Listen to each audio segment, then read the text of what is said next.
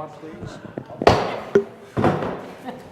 Okay, I'd like to call us to order. Welcome to our City Council meeting for Mount Shasta on December 11th. Please join me in the flag salute.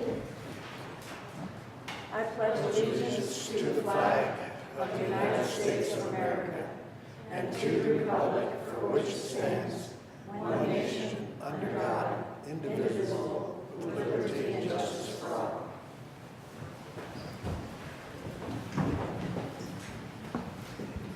Councilmember Ingstrom. Here. Mayor Pro Tem Wagner. Here. Councilmember Stearns.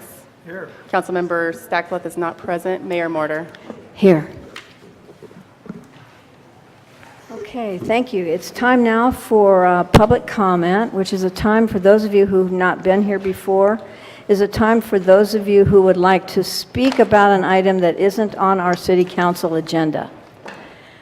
We'd love to hear from you. You each have 3 minutes to share your thoughts, and please begin with sharing your name, and that'll do it. So let's see.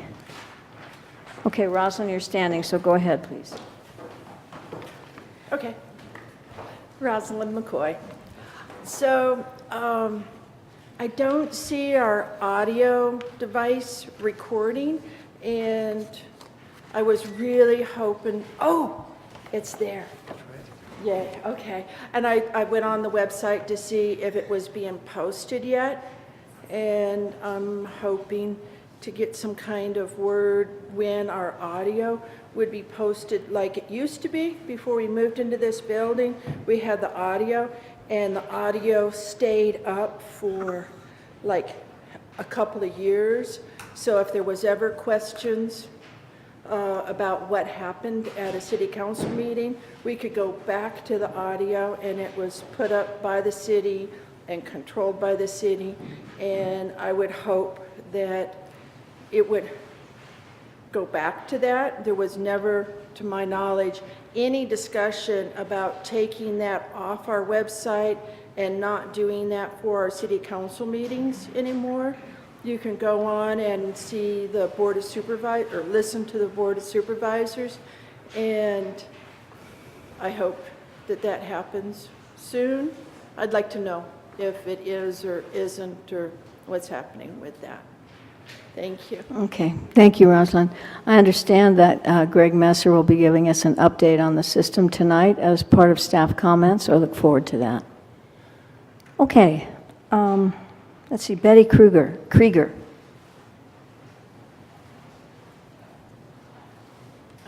First of all, congratulations to the mayor and Mayor Pro Tem. I listened to watched the meeting at home last time, and Paula Beck spoke about the problems with pedestrians almost getting hit in the crosswalks. And I'm going, yeah, me too. So for years, I've been walking several miles a day through downtown, and I have been almost hit in every single crosswalk. I mentioned this several years ago that the crosswalk near Ace was a particular problem because of the way cars and especially trucks can park right up practically next to the sidewalk crossing, or to the crosswalk crossing, and people crossing from that side to the other side don't necessarily, peek around the truck to see if cars are coming. So that's a particular issue. But today, I'm prompted to come tonight because I was almost hit in the crosswalk going from Castle to across Mount Shasta Boulevard, going be north, and a car, gigantic SUV, had just turned onto Mount Shasta Boulevard, or onto Lake. Is it Lake? Yeah, Lake, sorry. And I always watch the cars to make sure that they see me. So I'm 3/4 of the way across. I'm in the lane that this car is coming down, and she's not slowing down. And I'm halfway into her lane, and she almost hit me. If I hadn't stopped, she would have hit me. And a few weeks ago, the same thing happened in another crosswalk. which is by the, and this has happened multiple times at that crosswalk and at the crosswalk by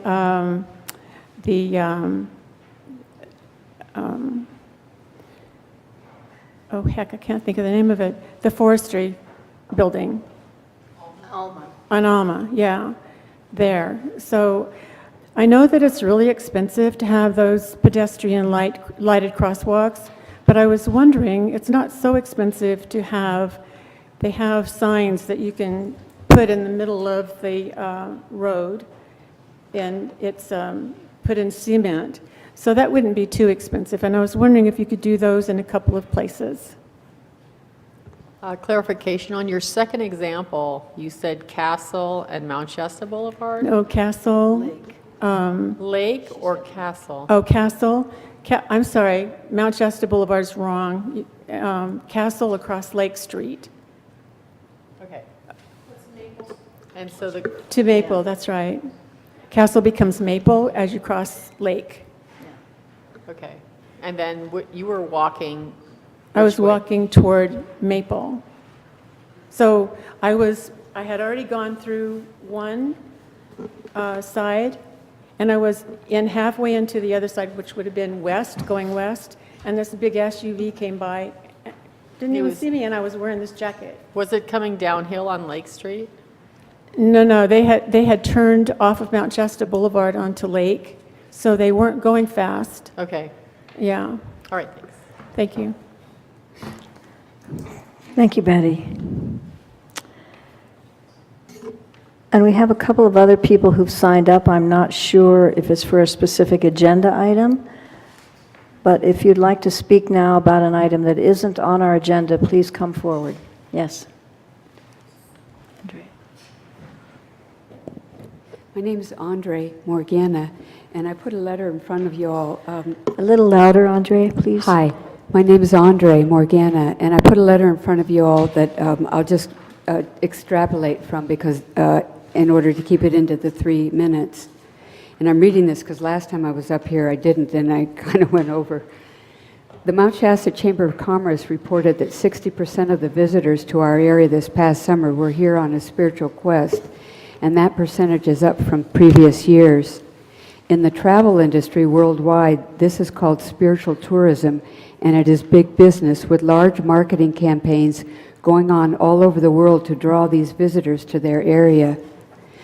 We should no longer ignore these statistics and realize that a large part of our citizens also represent this spiritual tourism phenomena. Our area struggles economically and does not have any city or county advertising campaigns to draw spiritual tourism to our area. And I'll skip this middle part. I started the Best of Mount Shasta Conference and Festival in 2009. It's an annual 3-day summer event to represent native healing, self-discovery, health and wellness, and our environment.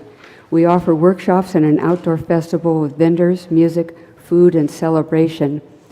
This event, which is put on by volunteers, has also struggled financially each year without city or county support.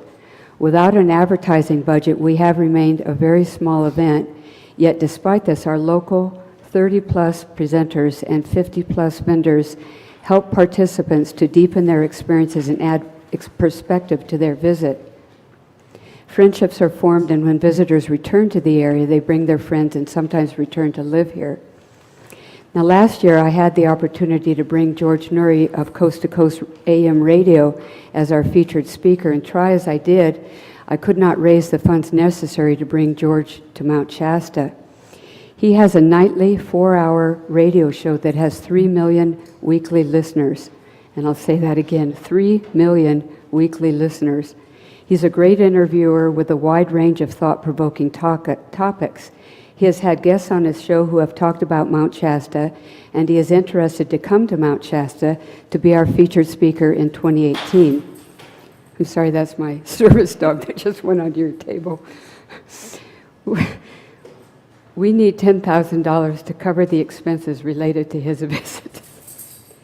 He has given us until the end of December to come up with the funds, as another group has also invited him on the same day in July. The significance of this exposure to our area is huge. 3 million people. We will provide George an afternoon event for several hours, which will be free and open to the public, followed by an evening banquet. With Greg Messer, we will live stream both events, which will draw an even greater audience.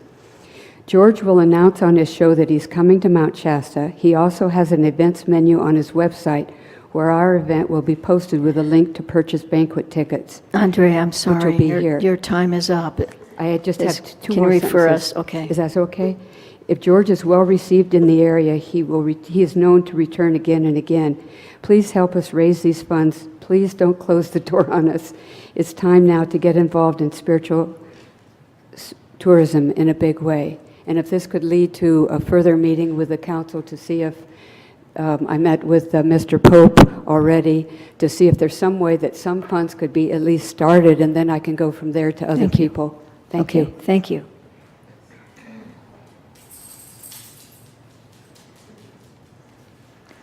Okay, Kimberly Corelli.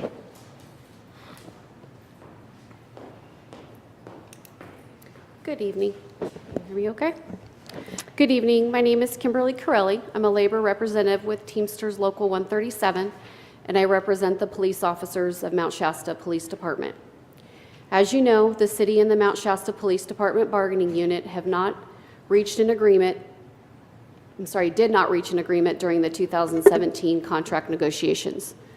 The most recent contract expired on June 30th. In July of this year, I spoke at a city council meeting regarding the police unit's proposal related to a specific certification pay. Unfortunately, that proposal, among others, was rejected by the council, and we remain at loggerheads. Since that time, an experienced and highly productive officer left the department for another law enforcement agency in Siskiyou County, taking with him his valuable knowledge about the unique community of Mount Shasta. I fear in the coming weeks and months, more officers will leave Mount Shasta Police Department. As the officer's labor representative, I am requesting the council reconsider our proposals and resume negotiations. We want to reach a fair agreement with the city. At this time, I would like to read to the council a letter written by one of the city's dedicated police officers. This was written by an officer to the community that he serves. I am a City of Mount Shasta police officer, and I say that with pride. Your police officers are being asked to do more with less and expected just to take it by the Mount Shasta City Council. Currently, only 2 of your officers actually reside in the city due to a lack of sufficient wages. A career in law enforcement has taught me several things. The most important is that I'm not perfect. I don't have an answer for everything, but life and people are diverse and funny, and I take immense joy in serving my community because I am one of you. I am your next-door neighbor. Our children go to the same school. I share your same fears and concerns and inhabit the same community. I have answered calls from you when your family member passed away on Christmas morning, chased after a suspect that had just broken into your home and taken your partner to jail after they beat you for calling them dumb. All of this I do for you. I have driven Code 3 through town when you called about a neighbor that had fallen off his 2-story roof. I have saved a life of a drug addict who overdosed because I believe all life is precious. I drove you home when you had too much to drink so that you and others would be safe. I found you even though you never came forward, and I took the family member away that had abused you for 7 horrible years. I'm sorry that happened. I was with you when your baby died. It affected me more than I care to admit. I do this for you every day, and I'm happy to serve. I have been spit on, cussed at, threatened, and hit, yet I am dedicated to my job. I survive and still anticipate what tomorrow will bring, good or bad. I am trained at being an investigator, counselor, emergency medical first responder, sometimes a fighter, field training officer, and all in all, I know a little about a lot. Law enforcement demands that I constantly train, learn new techniques, and keep various certificates active and relevant. I have thousands of training hours to rely on and hundreds each year to improve my skills. All of this, and we are told that we do not matter by the Mount Kimberly, Shasta City Council. I'm sorry. Your time's up. I'm almost done. We need your support more now than ever. I want to be here and go home to my family every day. I love this community, but if I can't afford to live, serve, and be a part of my community, I cannot stay. This is not a plea for sympathy. I chose this job and have no regrets. This wonderfully diverse community deserves a police department that is properly trained, knowledgeable, educated, and sympathetic to its needs. Thank you, Kimberly. I'm All right. sorry. Thank you. We'd be happy to read that letter if you'd like to have it delivered to each of our boxes. Okay, I will do that. Thank you. Are there any other public comments? Please let me know, and you're welcome to come forward.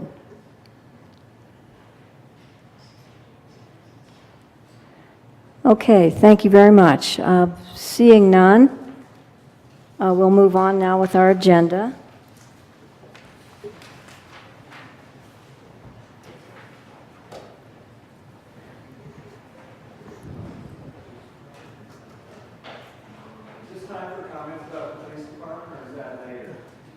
There is nothing on the agenda about the police department, so if you'd like to speak, now's the time.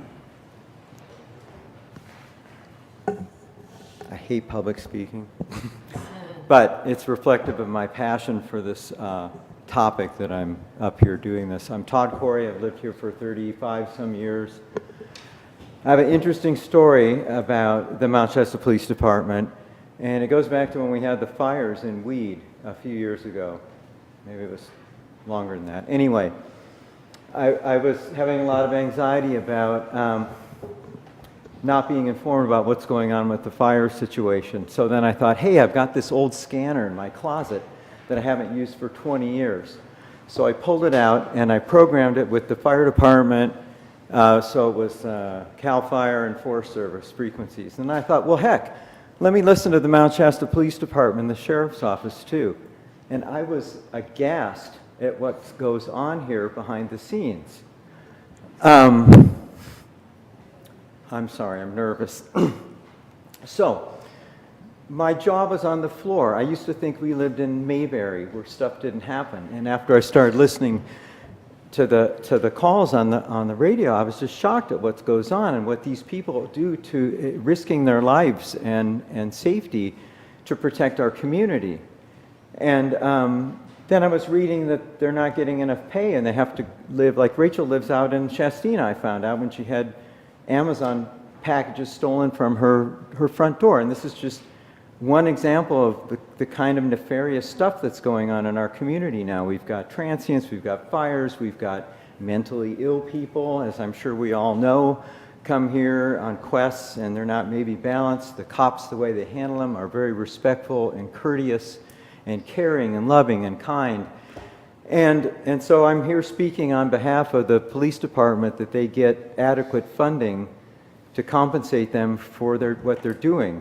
You know, we have a special tax for the library, and they're adding onto their facility, which seems foolish to add more infrastructure these days to maintain. And so perhaps that's something we could do to support the police department.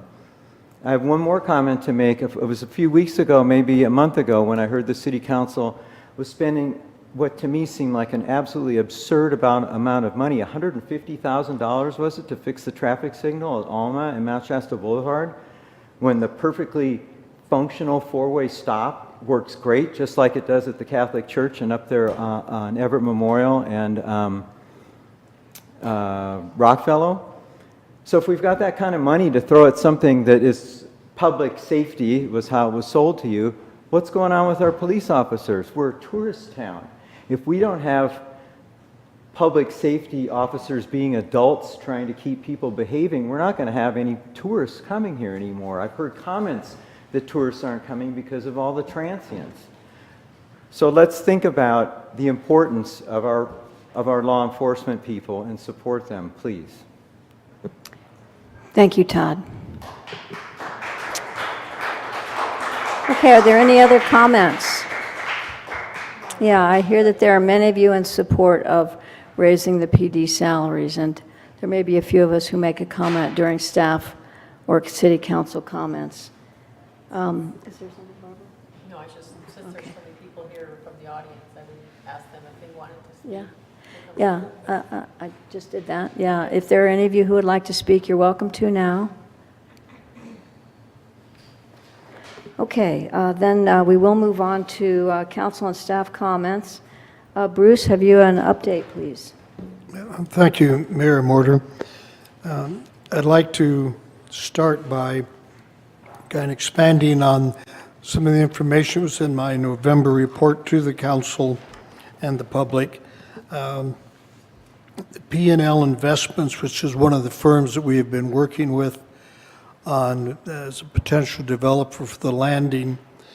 And we reported in the past, we're awaiting a formal proposal from them. They have, in fact, retained Collenberger and Jones Company, a company that does feasibility studies for hotels, and they have retained them to do feasibility analysis of locating a Fairfield Inn and Suites hotel in Mount Shasta as part of their proposal.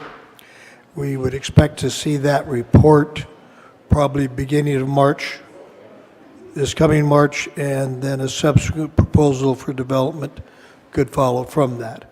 So that's in addition to what we previously discussed.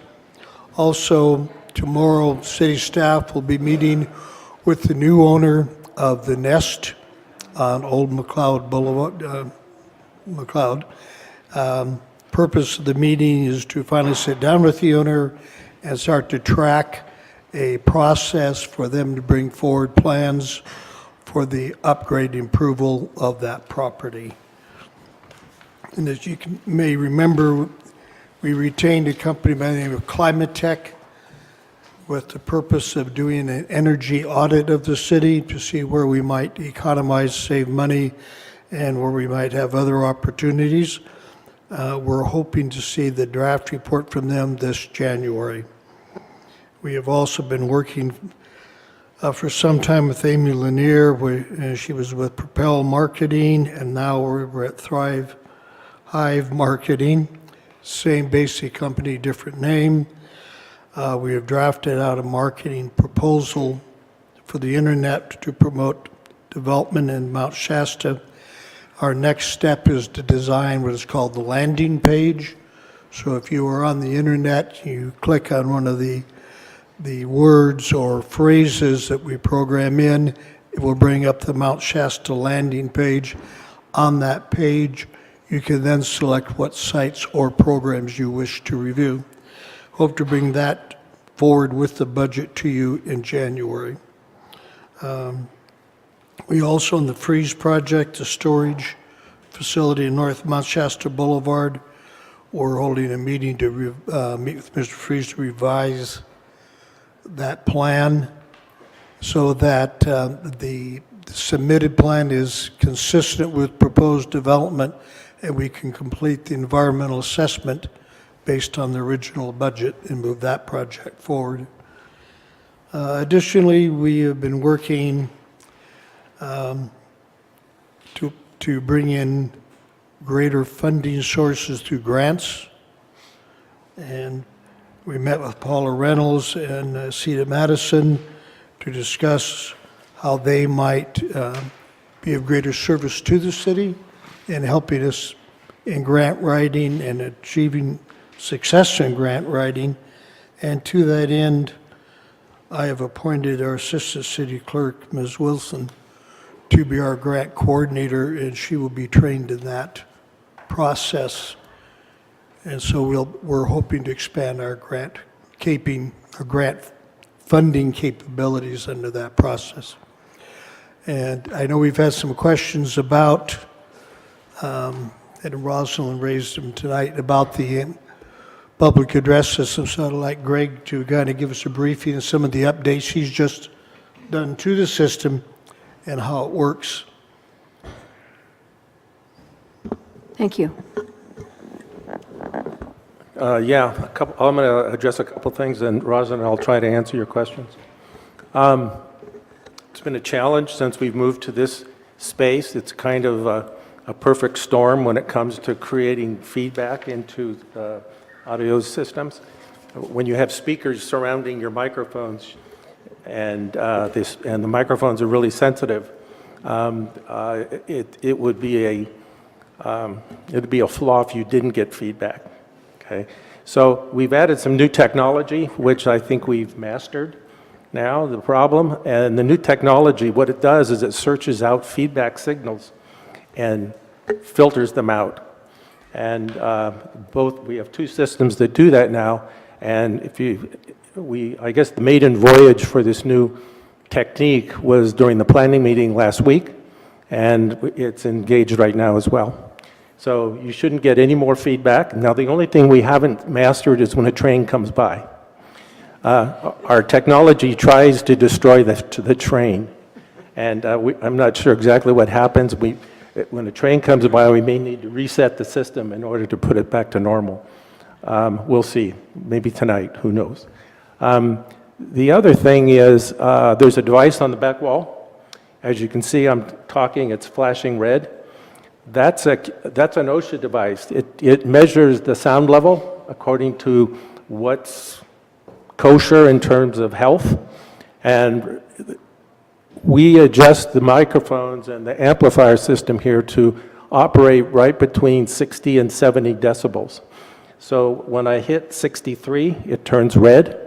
When I'm approaching that margin, it's green. And so anybody, a lot of the sound problems, the reason I'm talking about this is because a lot of the sound problems that we've had, and not to, in fact, there's two effects that I've been trying to eliminate. One is feedback, and the other one, Rosalind brought up a couple meetings ago about the kazoo effect, where you can't understand anybody on the recordings because every once in a while they sound like they're speaking through a kazoo. What that's caused by is when people took the microphone and stick it too close to their mouth, and it causes distortion. Oh, here comes the train. Well, this will be the test here.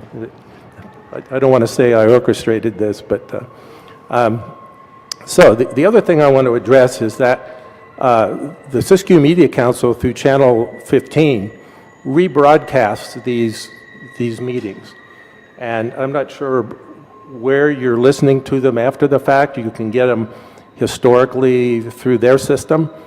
But a new innovation, since we've been streaming live, is that we keep the meetings, planning and city council meetings, on the streaming site. In fact, right now, because we just started it, we have all of them out there, which was really only 4 or 5. But there are some limits to that. The audio and the video, because it's all in high definition, is impeccable. The sound levels are managed here real time. And so if you're having trouble with the audio, through the Media Council, you can get a hold of them and have them adjust it. Or you can follow up on the IBM website that we use for streaming. Any questions? Where is the live streaming website? Yeah, or accessible? first off, if you go to the city site, the very City. front page on the city's website is a sentence that says, click here for, I don't know exactly what it says, but it says, it's obvious what it is. So you click there, and if tonight you were clicking it, you'd get me talking right now. And if you missed the meeting the real time, you can go in over the weekend, a week later, a month later, and see this meeting. Okay? Now, that hasn't been well advertised because we're just now trialing it. And how many meetings we can store out there without getting too expensive is an issue. So right now, we can keep probably 2 months worth of history. Perhaps we could put an announcement in the newsletter. I know your newsletter's getting full, but any other questions of Greg before we? Yeah. Oh, I have a question, Greg. Sure. So if we begin to talk not loudly enough, will we see a green flash on the back? Yes, you should. It should be green. It's okay. Red. Red is good. Red is good because of the complaints we've gotten in the past, especially when there's a lot of people in the audience. Sometimes the ambient noise level in the room rises up just, I guess, with people breathing. For example, this new air conditioning and heating system we have contributes to that as well. So that is all considered into what is a healthy margin of sound. Okay, thank you. Yeah, here we are. I guess we're being streamed right now. And we keep statistics on how many people access it real time, how many people are accessing it by cell phone versus computer. And so all that information is also available. Right now, for the asking, we don't make it public just because it's additional work to do that. Thank you. Any other questions of Greg? Yeah, so you're saying that this, what? You're not talking about it. I'm not talking loud enough? Hello? There you go. Okay.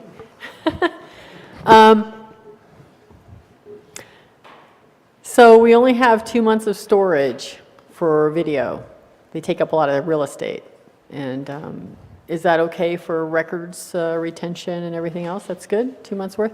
And then Rosalind was asking about audio only, but what I'm hearing is that the audio comes with the video. Well, there's some history with the audio. It used to be, and it was over a year ago when I think the city stopped doing the audio only, and that was a backup. I'm not sure why that was stopped. We started it probably a month ago, I guess, 2 months ago, a month ago, and we started it as a backup if, for example, we had a power failure here, and the meeting needed to continue under those conditions. This is an autonomous recorder. It runs on batteries. It's going to record anything that goes on in the room if we lose power. That's why we started it. There's no plans to put this online right now unless there's a request to do that. But the audio obviously would take off less real estate than a video would. So that would be, if you have limited storage space, you could store much more audio meetings than you can video. Oh, probably, yeah. The system that we subscribe to for live streaming is looking for video. It may not allow an audio only unless we jury rig it to be an audio, or excuse me, a video with audio attached. There are probably other ways to do that on the website that are free. I think that's what we would do. Okay, If you wanted to do an audio only, we would just put it under a different link on your website. Yeah, you could probably do the audio for free somewhere. Yeah, thanks. Anything else for Greg? Are there, before we ask if there are any questions of your report, Bruce, are there any other staff comments? Juliana, I have something of you then. I thought that you were going to give us an update on the Housing Ad Hoc Committee, and perhaps if it's not too much trouble and you have it at your fingertips, you could fill us in a little bit on the cannabis applications. So Housing Discovery Ad Hoc Committee was pushed back until January. We had a little bit of an issue getting enough people to interview specifically from the building and development area. For example, I had actually the 2 builders that I did have, one had to actually cancel on me, so we have to reschedule for another date. So I just decided to push the final report back so that I can get a decent amount of information from them. That was pretty much the update from that one. As far as cannabis, we received 22 applications in the 1-week period. We closed today at 4 p.m. and I have issued 6 licenses at this time. Pretty much started processing them today and did that all day. So. Great. 22 applications for the variety of industries, Correct. and 6 of which you've already processed. Correct. Great, thank you. Didn't we have 15, but that was 15 new. So how did you get 22? No. So the limits that we have is we placed a cap of 5 permits total on cultivation, 5 permits total on food-based product manufacturing, and we placed a limit of 5 permits total on non-volatile. We did not put permit limits on distribution, transporter, or nursery because of the specific, or testing facilities, because those have specific requirements associated with them. That doesn't make them very attainable for a lot of the parcels we have in the city, so we didn't put a maximum on those. And so that also, the 22 also includes our 3 retail establishments applying for their new licenses. So I guess you'd only have 19 new licenses that are being requested out of the variety, 3 of which are retail. Okay, so out of the 15, You're not talking loud. out of the 15, how many were taken? I don't have a final count out of the 6 that I've issued. 2 of the non-volatile are gone, 2 of the cultivator are gone. And the other 2 that I issued were distribution. Okay. So I didn't take a total amount so far. I just waited for the application period to stop, and now I've started processing them because I want to give people that week to submit. Yep. Okay, thank you. Okay, council members, any questions of staff about anything that's been said? Okay, no. Yeah, what was the Freeze project, is that the one on Spring Hill? Which is the Freeze project? The Freeze Project is the storage facility on North Mount Shasta Boulevard. It previously was a storage facility with the car wash. It has been revised down. The car wash has been eliminated. It is now a proposal for a storage unit facility only. Okay, thank you. Okay, staff comments. Anyone like to make a comment? You want to go first? No?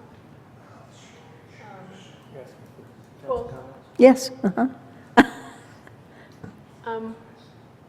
Someone asked about making a comment about the police situation, right? Yeah, as long as we've of course been cautioned not to talk about any specifics around the negotiation.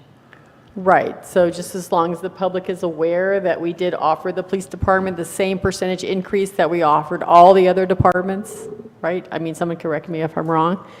Out of fairness, we thought that that was the best thing to do to keep that pay raise even across all the departments. We didn't want to start giving different departments different percentage of increases. So that was our offer to the police department. The police department refused that offer, and so we've been stalled since then.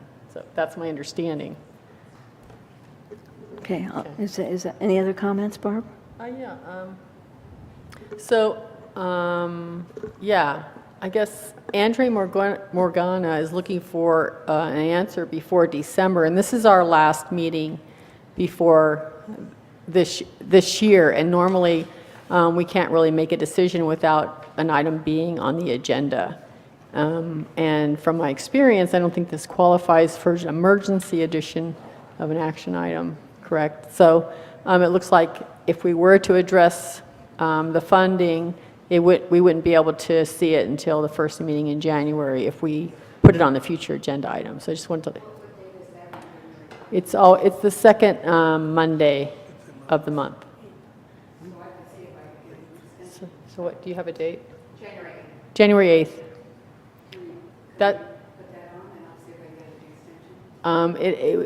It would need at least 2 council members to agree to add that to future agenda item to get that on. So we'll know by the end of the meeting whether we're going to actually add it on as an agenda item.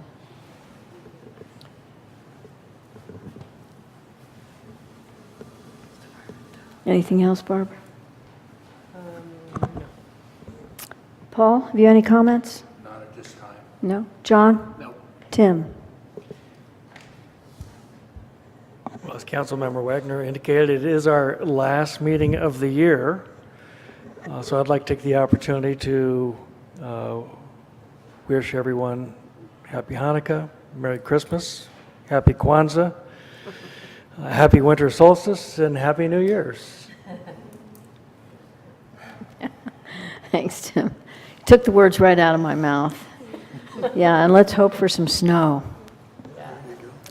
And speaking of snow, I want to thank the staff for the postcard you recently mailed out to everybody reminding us that there are snow removal days and people can sign up on the Code Red system if you want to be advised of snow advisory days, I believe it's called, so that you can get a Code Red message by text or email. Well, I believe the options are, and it tells you what the options are when you go to the Code Red link. So the last point I'd like to make, that on the police department negotiations, yes, we've been hearing for quite a while about many people's concern in our community, as expressed by Todd and the letter written by our own police officer, about them not feeling as if they've been acknowledged for the hard and risky work they do. I think I can speak for all of us up here that that is the farthest thing from our minds, that though I don't have a scanner, I do follow the Facebook page, and of course we do connect with staff periodically and our police officers, and know the kind of hard work they do and the risks they take. So it by no means means that we don't care about our police officers. We are very concerned that there's no housing here. There isn't housing here for many people in town, which is why we've started the Housing Discovery Ad Hoc Committee, so that we can look at the causes for our housing shortage, which ranges clear up to the moderate income range, which would include our police officers. The comment that was made by Todd about the Alma street light, we've talked about that the Alma street light, according to many, is a public safety hazard and will be very much made safer when we put a full light in there. But the point I want to make here is that the funding sources, they're very different funding sources, and we can't compare apples and oranges. We couldn't pay our police officers out of that fund. So the point that Barb made about wanting to be fair and have morale be good is a really valid one. I think it's been at the bottom of at the base of our thinking. We've given raises every year to all of our employees as much as we felt we could afford. And the police officers certainly have been no different. The last point I'd like to make is that we know we lose officers. For some time, we've considered ourselves to be a training department for other police departments because they can't afford, for a variety of reasons, to pay their officers more than we do. Though it's really hard to lose our officers, I think this is a good place for an officer to begin their training and to move on to another community that can benefit from the experiences they've had here. Again, we can't speak to the specifics of the negotiations because we're still technically under negotiation. So I hope that allays some of your concerns and that those of you who spoke up feel heard. Okay, I think that with that then, we should move on to the consent agenda.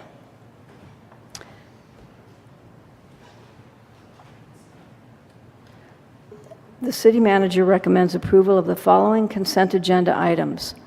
All resolutions and ordinances on this agenda or added hereto shall be introduced or adopted as applicable by title only, and the full reading thereof is hereby waived. A, approval of minutes, November 27th, 2017, regular city council meeting. B, approval of disbursements, accounts payable 11/27/17, and total gross payroll and taxes for the period ending 11/19/17.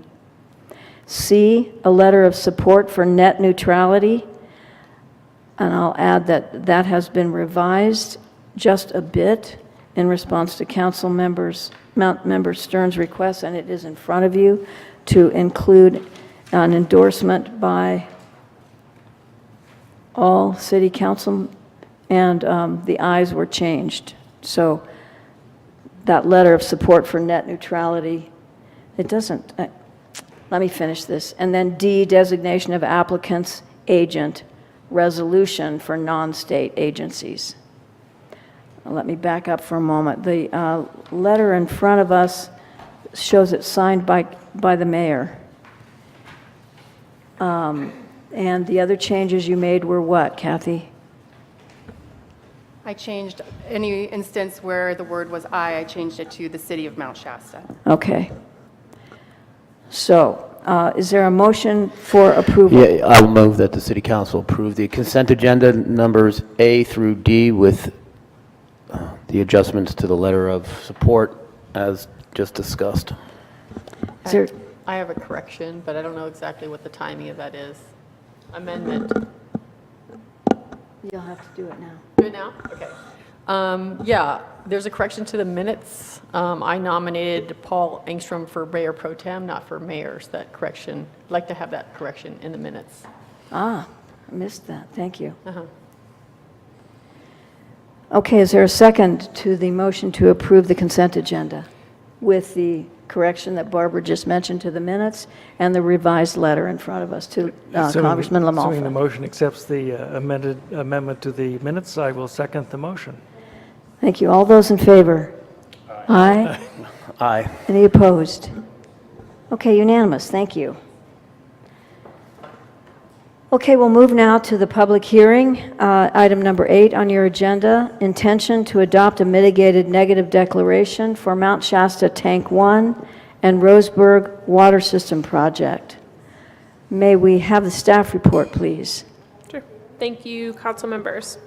So the City of Mount Shasta has prepared planning and environmental documentation for the Tank 1 and Roseburg Water System Project. A draft initial study mitigated negative declaration was disseminated to the City Council about a month ago prior to the opening of the public comment period for the project. So just an overview really quick. The initial study is part of the California Environmental Quality Act. It identifies potentially significant impacts and, where applicable, includes mitigation measures that would reduce all identified environmental impacts to less than significant levels. And out of that, in this case, came a mitigated negative declaration. So the California Drinking Water State Revolving Fund and US EPA has put up the funds for the planning and engineering for this project.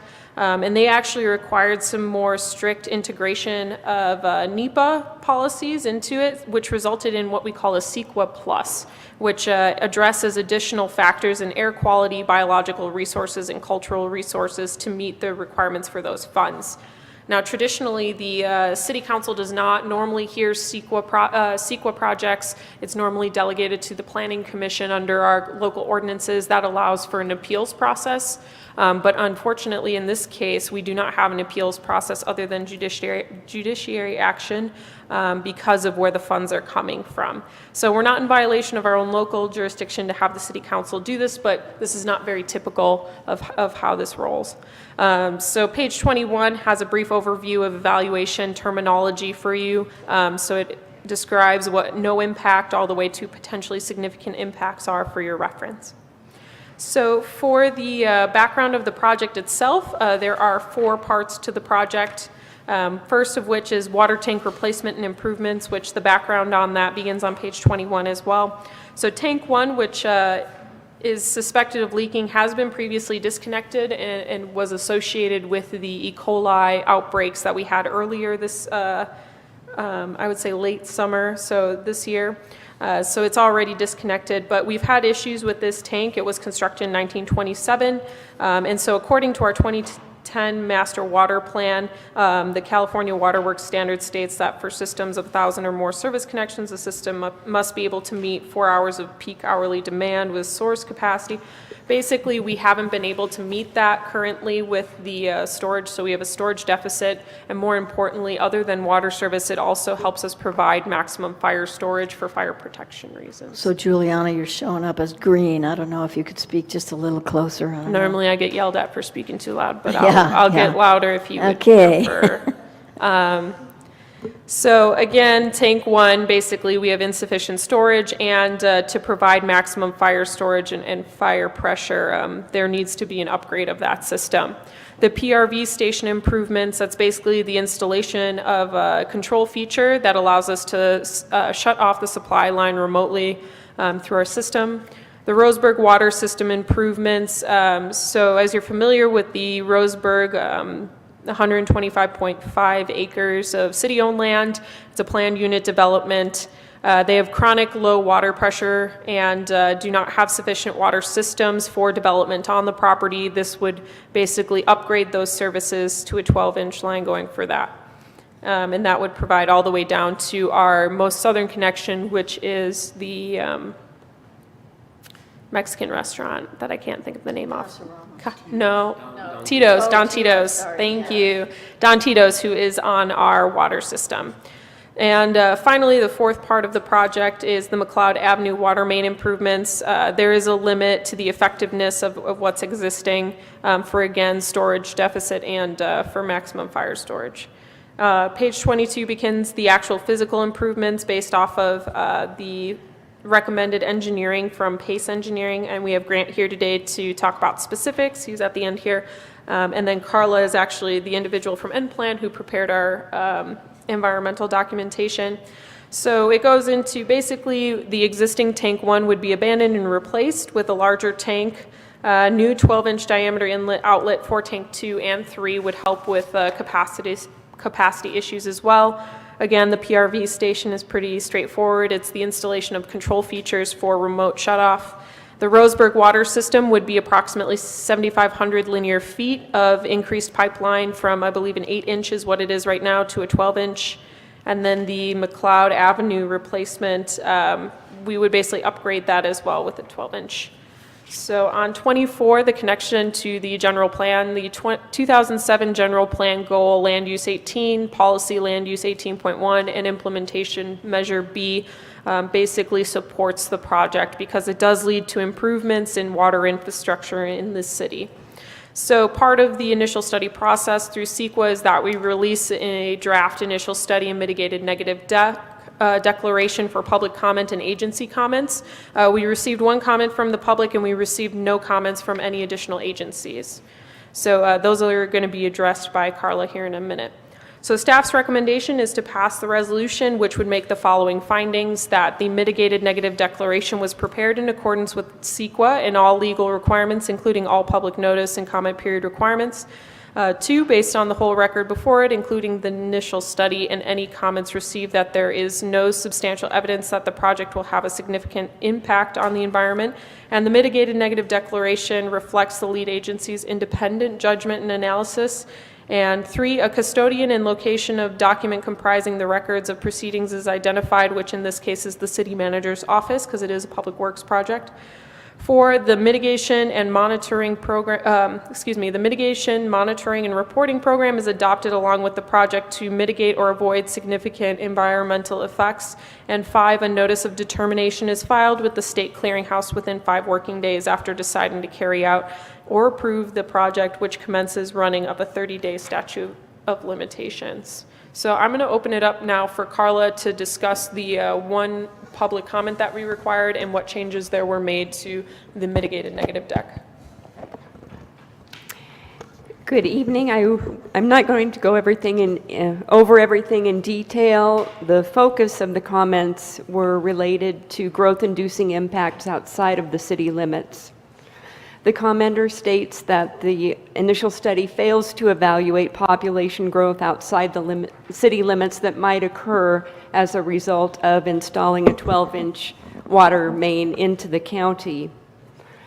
In Napa Citizens for Honest Government versus Napa County Board of Supervisors, which was an appellate court case from 2001, the court opinion contained several statements that represent how growth-inducing impacts have been addressed in CEQA case law.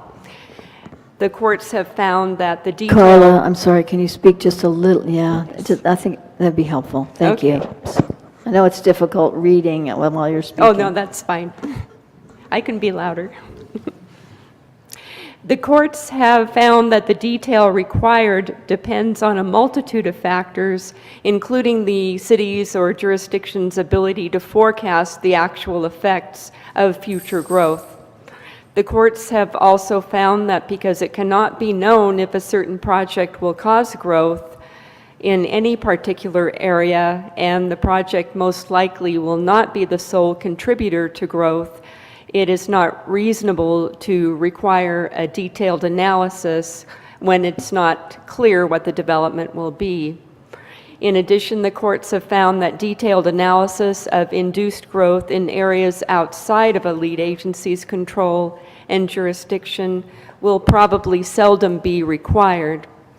In addition, as stated in the environmental impact report that was prepared for the city's general plan, for those areas outside of the city limits, the city does not have direct land use authority. This point is instrumental concerning any attempt to assess the possible build-out of land in the county's jurisdiction. In addition, as I mentioned, whether the water line will have a major influence on future development cannot be predicted because there are many factors that would influence the density and timing of development. In addition to a water line, the developer would have to extend sewer, electric, and gas, construct road infrastructure, It would also depend on property owner decisions and other market forces. Earlier this year, there was a more recent appellate court case, Aptos Council versus County of Santa Cruz. In that case, the court found that the potential for future developments was too speculative to be reasonably foreseeable, even though the purpose of a proposed ordinance was to stimulate development of hotels. The court stated that aside from vague arguments that the ordinance will encourage development of higher density hotels, there was no substantial evidence in the record to support a fair argument claim. The court also stated that environmental review of potential future projects would be an impossible task because it is unclear what form future developments will take. In the comment letter, the commenter identifies approximately 60 acres of property south of the city limits. This area includes 6 different zoning districts.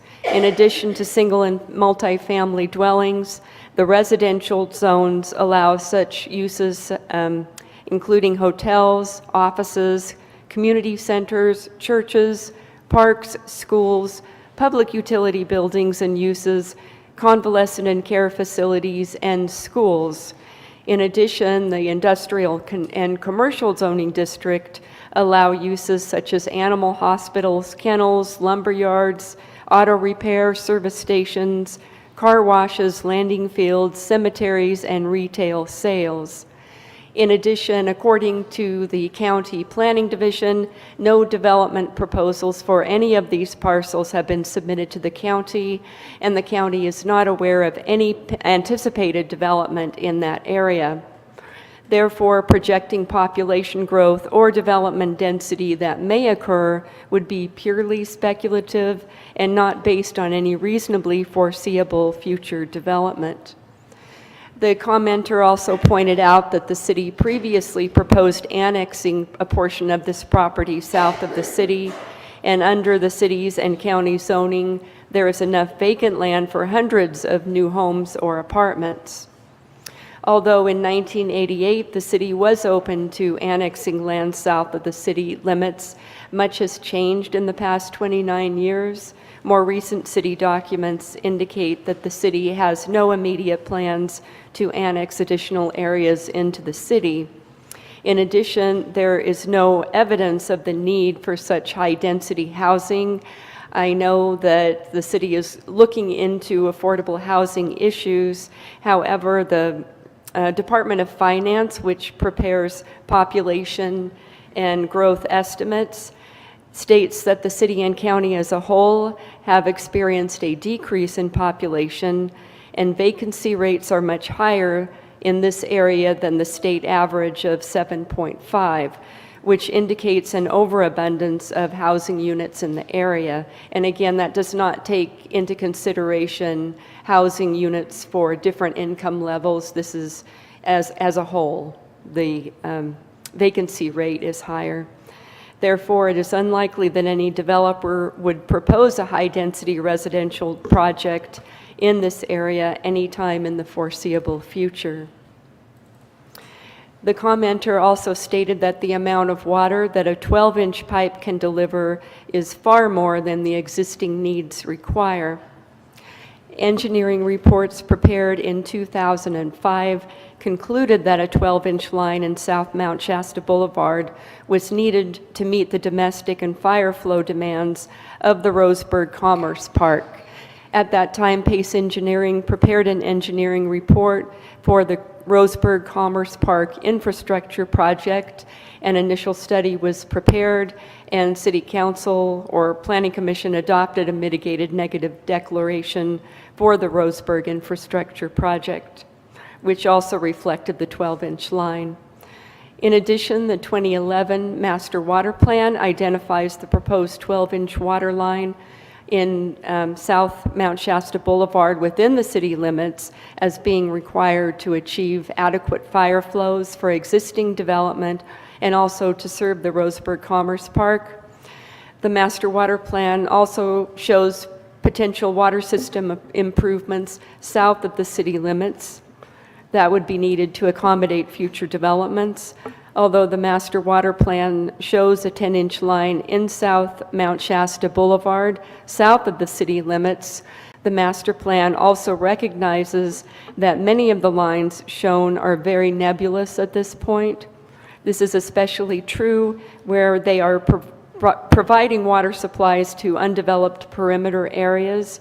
In these cases, the extent of future development is not well known. A 2017 engineering report was prepared by PACE, and based on recent hydraulic modeling and calculations for this specific situation, the report concluded that a 12-inch water line south of the city limits is required in order to accommodate existing businesses and provide adequate fire flow to the area. Although properties in that area may benefit from the 12-inch water line, there are, as I mentioned, other considerations such as the cost for additional infrastructure such as sewer and electric that would come into play. Therefore, the commenters claim that a 12-inch pipe is far more than existing needs require is incorrect. The commenter states that the courts recognize that expansion of public utility lines will normally require an EIR. He cites the City of Antioch versus City Council of the City of Pittsburgh appellate court case from 1986, in which the court ordered that an EIR be prepared for a project that would have provided capacity for new development, even if that development was not proposed at that time. In the Antioch case, a private developer submitted an application to complete infrastructure improvements to serve 3 parcels that were under his ownership. The project consisted of a new road that was 1.2 miles in length with an 84-foot right-of-way, widening of an existing road along the property frontage, construction of a water distribution system, sanitary sewer system, and pump station, construction of underground storm drain systems and culvert in an open channel, and construction of additional underground utility lines. The initial study itself recognized that that project was the first step in marketing and developing the applicant's property. The court concluded that the sole reason in that case was to construct the improvements was to provide a catalyst for future development. The circumstances in that case were much different than the circumstances surrounding the proposed project. The commenter did not cite any other court cases as evidence that the courts will normally require an EIR for the expansion of public utilities. The commenter also states that Appendix G of the CEQA guidelines, which is the initial study checklist, provides that a project will normally have a significant effect on the environment if it will result in the construction or expansion of new water facilities. The guidelines state that Appendix G is a sample form that may be tailored based on project circumstances or the agency's needs. The sample questions in this form, as stated in Appendix G, do not necessarily represent thresholds of significance. What the sample question asks is whether the project would require or result in the construction of new water or wastewater treatment facilities or expansion of existing facilities. The 12-inch water line would not require new or expanded treatment facilities. In terms of indirect impacts, due to the wide range of allowable uses, it is not known whether future projects would require new or expanded water or wastewater treatment facilities. The commenter states that his letter supports a fair argument that the project may indirectly result in significant population growth impacts, and the city will have to prepare an EIR. The fair argument standard requires an EIR when there is substantial evidence in the record to support a fair argument that a project may cause a significant environmental effect. The CEQA guidelines define substantial evidence as enough relevant information and reasonable inferences from this information that a fair argument can be made to support a conclusion. Argument, speculation, unsubstantiated opinion or narrative, or evidence which is clearly erroneous or inaccurate does not constitute substantial evidence. Facts, reasonable assumptions predicated upon facts, and expert opinion supported by facts does constitute substantial evidence. The commenter does not provide a fair argument that the project will have a significant population growth impact. As we discussed in detail, because of the wide range of allowable uses south of the city limits, and because the city has no control over what that development might be, projecting population growth would be purely speculative and not based on any reasonably foreseeable future development. In Laurel Heights Improvement Association versus Regents of the University of California appellate court case from 1988, the court concluded, where future development is unspecified and uncertain, no purpose can be served by requiring an EIR to engage in sheer speculation as to future environmental consequences. Attachment A to the staff report is a minor revisions to the initial study. What this does is supplement the discussion to provide the information included in the response to comments. This information does not change the conclusions from the initial study or mitigated negative declaration, and no revisions to the mitigation measures are required. And I'd be happy to answer any questions that you might have. Thank you. Thank you, Carla, for your very thorough review and information sharing with us. Are there questions from council members of either Juliana's or Carla's presentation? And Grant is sitting here too, so I assume he'd be happy to answer any questions about some of the more engineering specifics. Do you have any presentation to make, Grant? No. Okay. Juliana's summary was pretty thorough, so Okay. unless you have questions. Okay, thank you. I have a procedural question that frankly I might know the answer to, may not. Procedurally, how should we proceed when the only objection is from a corporation that is prohibited from doing any business in the state of California?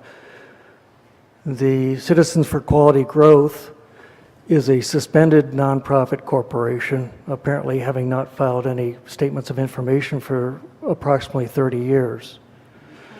I don't think that would be relevant. I think the fact is that the city received comments on the initial study.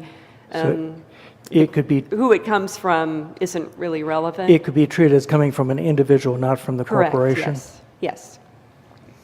And just for the record, we don't necessarily hold an agency comment higher than a public comment. It's just a comment that we address. So, Correct. for example, we did have a discussion with the Water Resource Board. They asked some questions on the front end, but ended up not filing a letter. If they would have filed a letter, we would have responded in the exact same way we did here, based on CEQA procedure. I have a couple questions, but Sure, go ahead. whoever wants to go first. Just speak loudly. Yeah, I heard 10 inches and I heard 12 inches. I'm wondering, the 12-inch design sounds like it was mainly for a development on the landing, that you went to 12 inches. Currently, I heard the line's 8 inches. I heard 10 inches was considered at one point. Now it's 12 inches. I'm wondering what population or what population you're designing for on the landing at 12 inches? Is that a good question? And then, and I have more questions, but do you want me to just Shoot them one at a time. do one at a time? Okay. So as far as the sizing of that particular main, the 12-inch, there had been times where different lines had been considered 12, 10, what have you. But within the city limits, the 12 really has always been the only size that would work. As far as determining that size, it's really dictated by fire flow requirements, not necessarily population per se. The domestic demand is a consideration, but it's a very small component overall. So the 12 was needed to reach those higher fire flows and pressure requirements. And the pressures are not only the domestic pressures, but minimum standard pressures during a fire flow event. Okay, so you're saying the default is 12 inches within the city, and you're just carrying that out? No? Not quite. Apologize for being a little bit unclear there. So it's not necessarily default. That was the requirement at that time for within the city. And then moving south, the requirement is basically the same for fire flow, so we kept that 12-inch moving out. The 10-inch that was discussed in the earlier master water plan is a high elevation planning. It's really speculative at this time because we really don't know what's going to be out there. So as we kind of think about the infrastructure that we can get out there at this time, it's a single line that needed to be a 12-inch to provide fire flow. The master plan showed multiple lines being out there eventually. And with multiple lines, you could get away with 10, and then as long as you were assisted by several different lines, which were shown in the master plan. We don't have those lines right now. We're only going to have one line, therefore it needs to be a little bit bigger to provide adequate fire flow and domestic demand at the adequate pressures. Okay, that clarifies, thank you. And then on page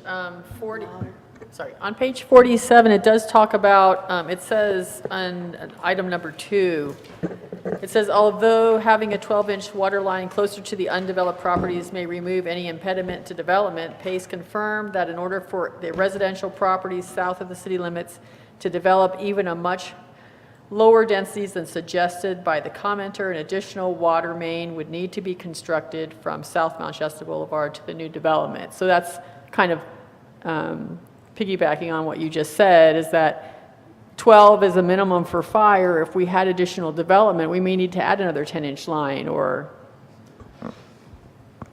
Yes, that main backbone may be able to stay the same, but in order to have development out there, there'd be a lot of additional pieces of infrastructure which would probably tie on to that 12. And all of those would be difficult to determine right now. It depends on what kind of development that is, where it is, but regardless, there'd be additional infrastructure, as Carlos noted, sewer, power, storm drain, additional water to get it to the actual sites, wherever that may be. Okay. And then the last one might be a little bit off topic, but I've been on the broadband ad hoc committee for almost a year, it seems, at this point. And we often talk about the dig once policy. So, is it possible, is it easy while we're digging to go ahead and add a conduit for future growth for fiber? Unfortunately, that's not part of the project description of this at this time. So again, this is only looking at water systems. We're not also looking at the sewer system that would have to go in there as well. We're not looking at power upgrades. The project itself would have had to be amended on the front end to have this included in the project description. And does it go along water lines or does it go along electrical lines?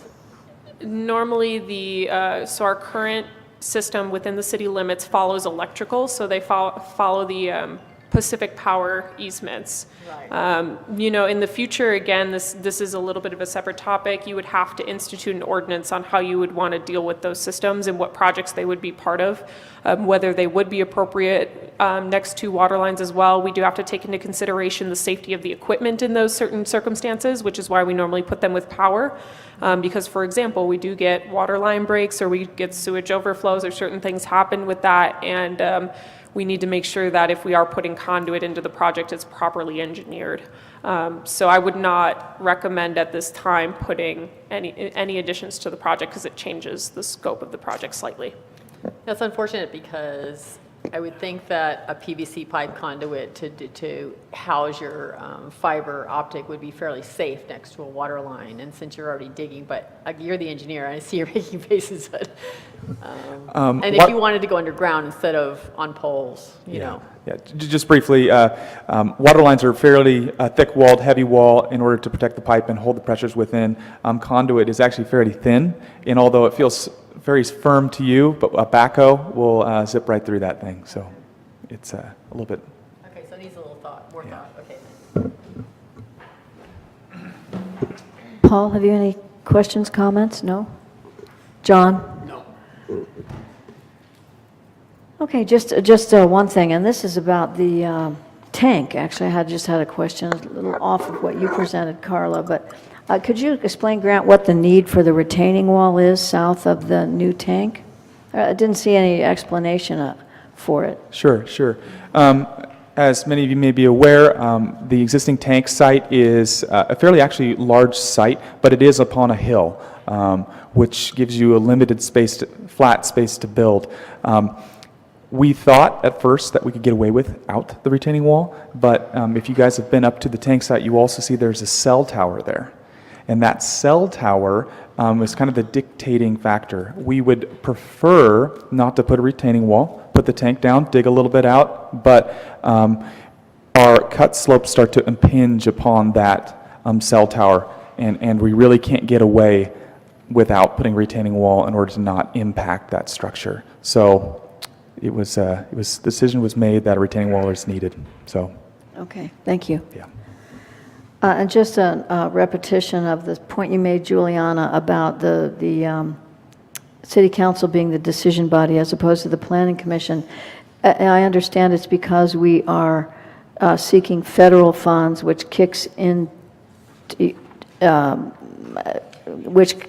NEPA, not just state environmental law, CEQA. But what's the connection, please? The requirement is, the funding source is through the State Water Board, State Revolving Fund, and the State Revolving Fund has specific guidelines and requirements. So it's not necessarily because it's a federal project, it's because those are, that's what the SRF program requires, is that the governing body of the jurisdiction adopt the CEQA documents. I see. So thank you. So there's no appeal possible following our decision, and a lawsuit would be the only option from here? Correct. Okay. Judiciary action would be the only Okay. way to overturn. Okay. Thank you. I think that's all I have. Okay. If there are no other council comments, I'd like to open the public hearing then for public comment. Yes. We have the sign-up sheet up here, so there's so few of you. Dale, if you'd like to come up first, and be sure to remind us of your name to begin with. Thank you. Good evening. I'm Dale LaForest. First of all, I'd like to say that our organization, Citizens for Quality Growth, is a nonprofit association, not a corporation. So Tim's concern is not relevant. But if it is, I'm submitting another letter from Mount Shasta tomorrow, which is a corporation. Here are 3 copies.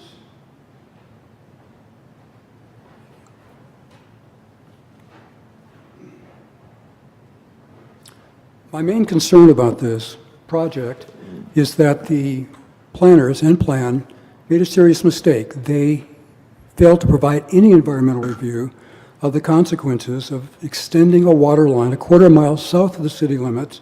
It's not a question of whether it was adequate or not. There's simply nothing there about it. And in response to my comments, you're seeing 4 pages of information that should be something that the public has a right to review for adequacy for at least 30 days. I found out about this afternoon.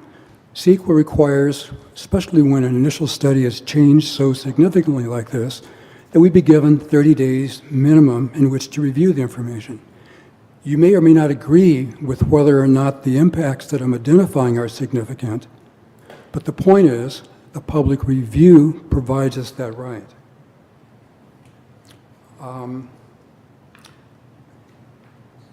Carla makes the point that the addendum, I guess that would be Exhibit A, does not change the conclusions of the initial study. I beg to differ. It specifically does change determination. On the very last page, you'll notice that previously the cumulative impact of this water line was identifying as having no impact. Now, however, the proposed change is that the impact is less than significant. That's a difference. And the question is, does the public have a right to review the analysis to look at the question of significance? What is the threshold of significance? Is it or not? That's something we have a right to look at. So this is a change that does require recirculation. Specifically, CEQA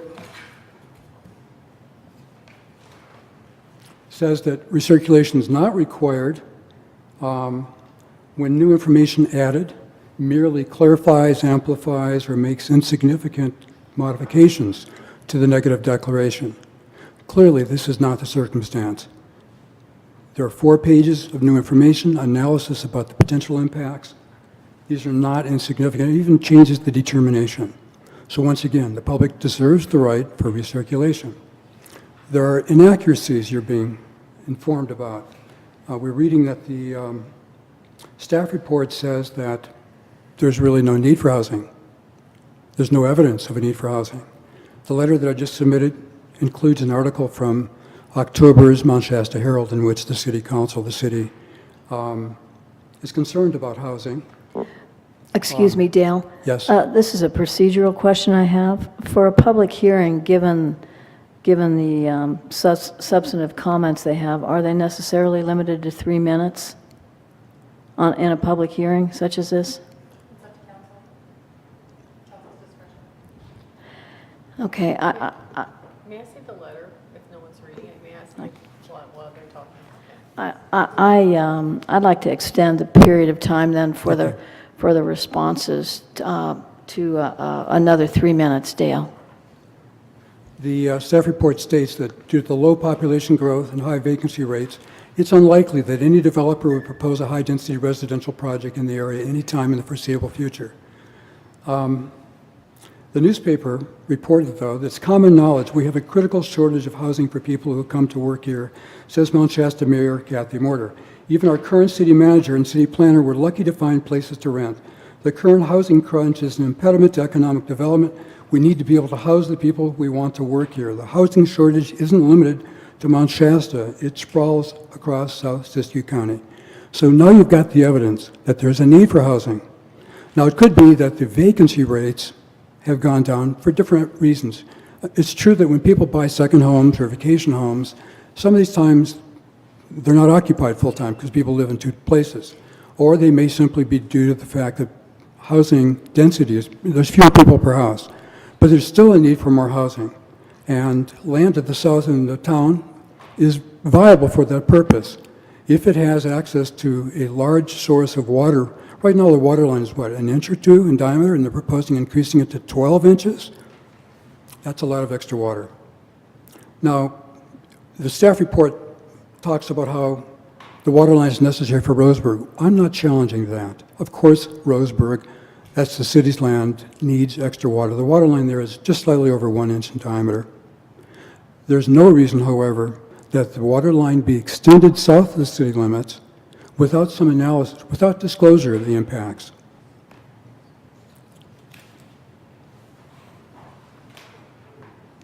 So basically, I'm asking that the city evaluate this impact and at least revise the mitigated net deck, if not prepare an EIR. Thank you. Thank you, Dale. Other comments? Peggy?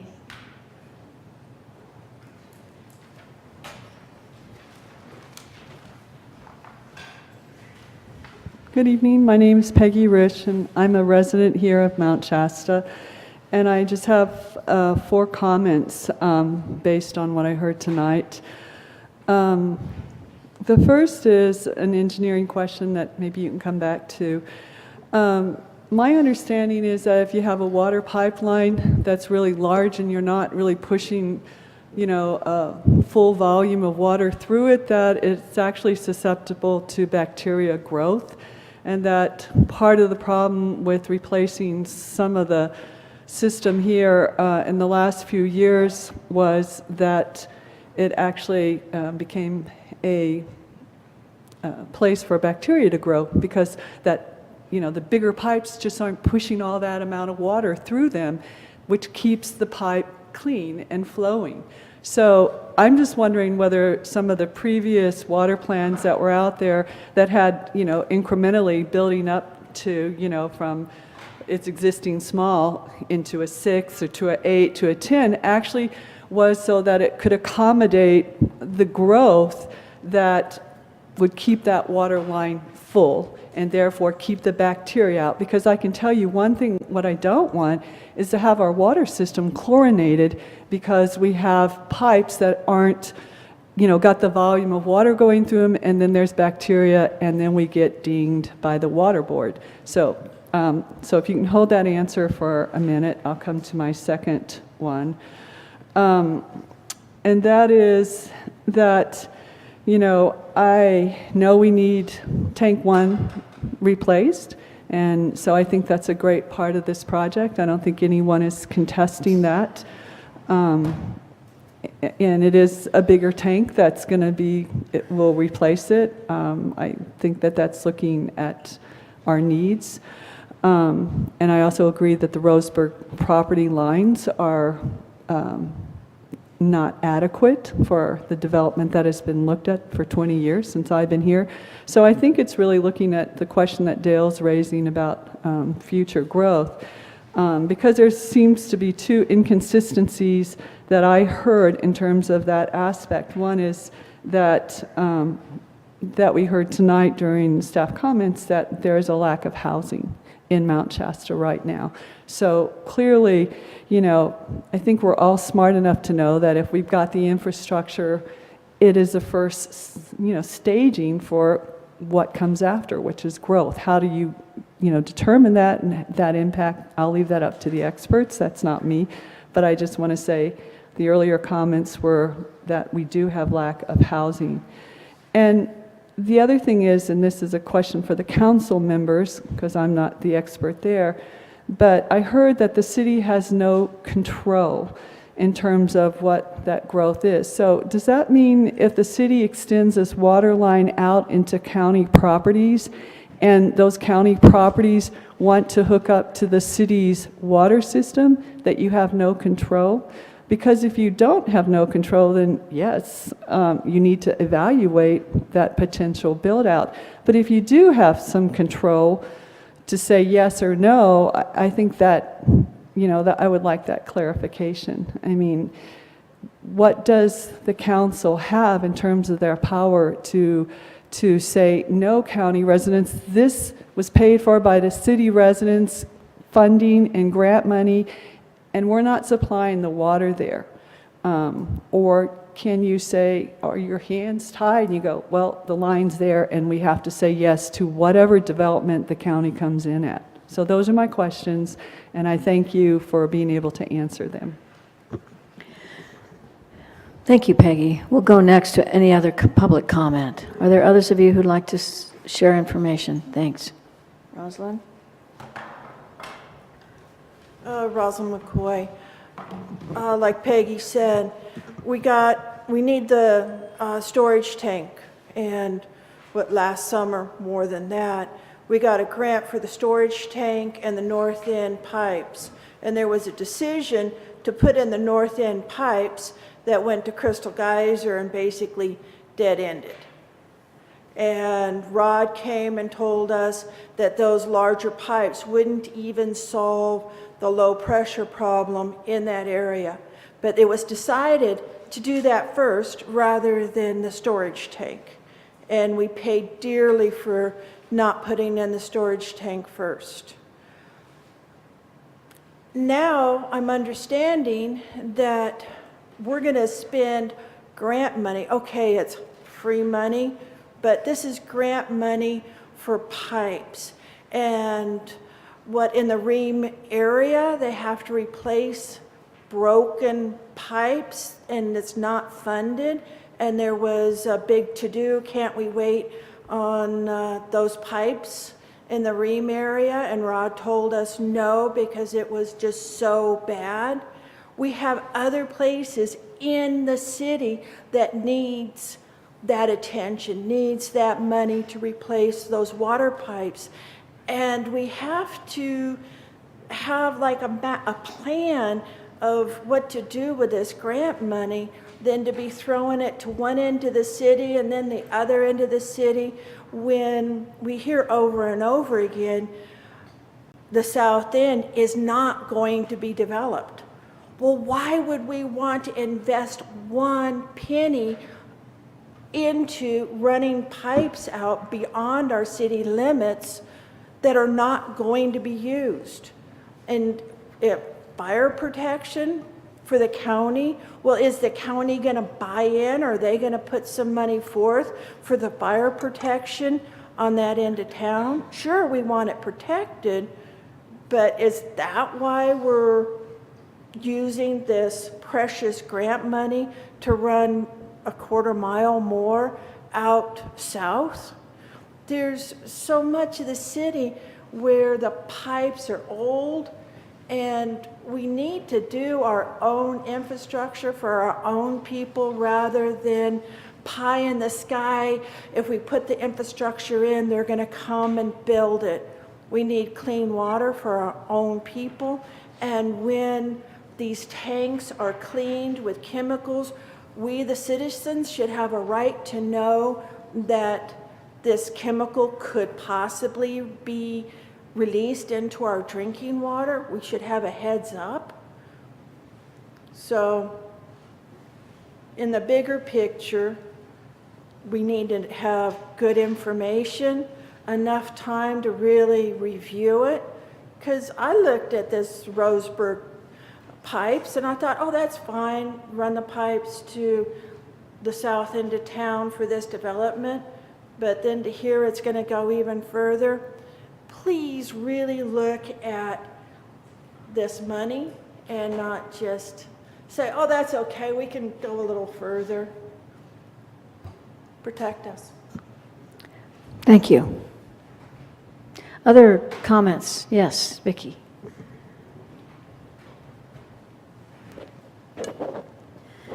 I admit I haven't read the whole document. I also just discovered that today. I would like to concur with all of the comments that were made by Dale and Peggy and Rosalind. I think the important thing that we have to look at is the whole annexation issue. When you're extending beyond the city limits for water and sewer, this is something that needs to be addressed at LAFCO. And this is something we've talked about many times before. This is what gets us into trouble, like with the Dannon and Coca-Cola and now Crystal Geyser project, because indeed they are in the county technically, but they're basically surrounded by city. So here's an opportunity for you not to feel that your hands are tied. You can really take a proactive position in conferring with the county about these things, as has been said. You don't know me from my previous life. I was a very big advocate as a Spanish-speaking social worker for affordable housing. That was part of what I did, and we wrote that into our slow growth initiative in a very fast-growing area in Thousand Oaks. But at that point, we ended up with every single project coming in with affordable housing. Everybody was getting extra points for it, and I think that's what you're going to see. As a person who's lived here for 12 years, I know that's fewer years than most of you have lived here, but I have watched the housing market change. I had an apartment vacation rental, and the situation today is so tight. People come to me and ask me practically every week, is there anything you know of? We don't have any place. And these are people who really can't afford to go spend $1,000 or $1,200 a month for a house. And that's affordable. So I think it's very logical that that would lead to high density. And I'm not saying I'm against it, but I think it has to be evaluated and properly documented. And we need more time for that negative deck or the EIR to address what is real. And what is real is just what Dale said, and what you, Kathy, said in that article in October. We are in a very different situation. We had 153 structures disappear in the fire, in the Bowles Fire in Weed. Those people came to town here in Mount Shasta and took up a lot of the rentals. And then with all of the second homes and the vacation housing, that also took a good deal of the housing available stock. And I'm sure you know that, Paul, because this is your field. But we really do need housing for people here. And I think that is a logical place for it. So I would just like to be sure our documents and this body protects the citizens, takes a look at the larger picture, while I hope you don't approve this evening. I would rather have you recirculate it at least for another 30 days, particularly when it's your body and not the Planning Commission, and there is no opportunity for appeal other than going to court, which is a very costly and time-consuming process. And I think we have to look at what is real. And definitely the annexing, when you're extending the infrastructure out, is primary. That's utmost important. So thank you so much. Thank you. Any other comments? Okay, then I'd like to close the public comment and open the council discussion aspect of the public hearing. I have done my best to record some of the concerns you had, and we'll do our best to address some of them by the time we finish here tonight. Tim, did you have something? Mm-hmm. Actually, got more questions for Carla. Normally under Government Code 56-133, if a governmental entity extends services outside its jurisdictional boundaries, LAFCO approval is required. Government Code Section 56-133 sub E provides for an exemption for services that are already provided outside of the jurisdictional limit if those services were provided on or before January 1st, 2001. Mm-hmm. What would you please address, either one of you actually, please address the LAFCO issue, which is a valid question that was raised by... Yes, it is a valid question. The city currently provides water service to 2 properties outside of the city limits. These are very small lines. In addition, the water line extension that the city is proposing is included in the city's water service area. So it is within the service boundaries. So you're saying it's within the service boundaries, within the sphere of influence? It's in the sphere of influence, but as you stated before, it's a property that has a connection before that date. And so the extension that we're talking about is not necessarily a linear extension. It's not the addition of any new pipes outside of those people being given service already. All right, and I believe that that service was provided to them prior to January 1st, 2001? That's my understanding. Okay.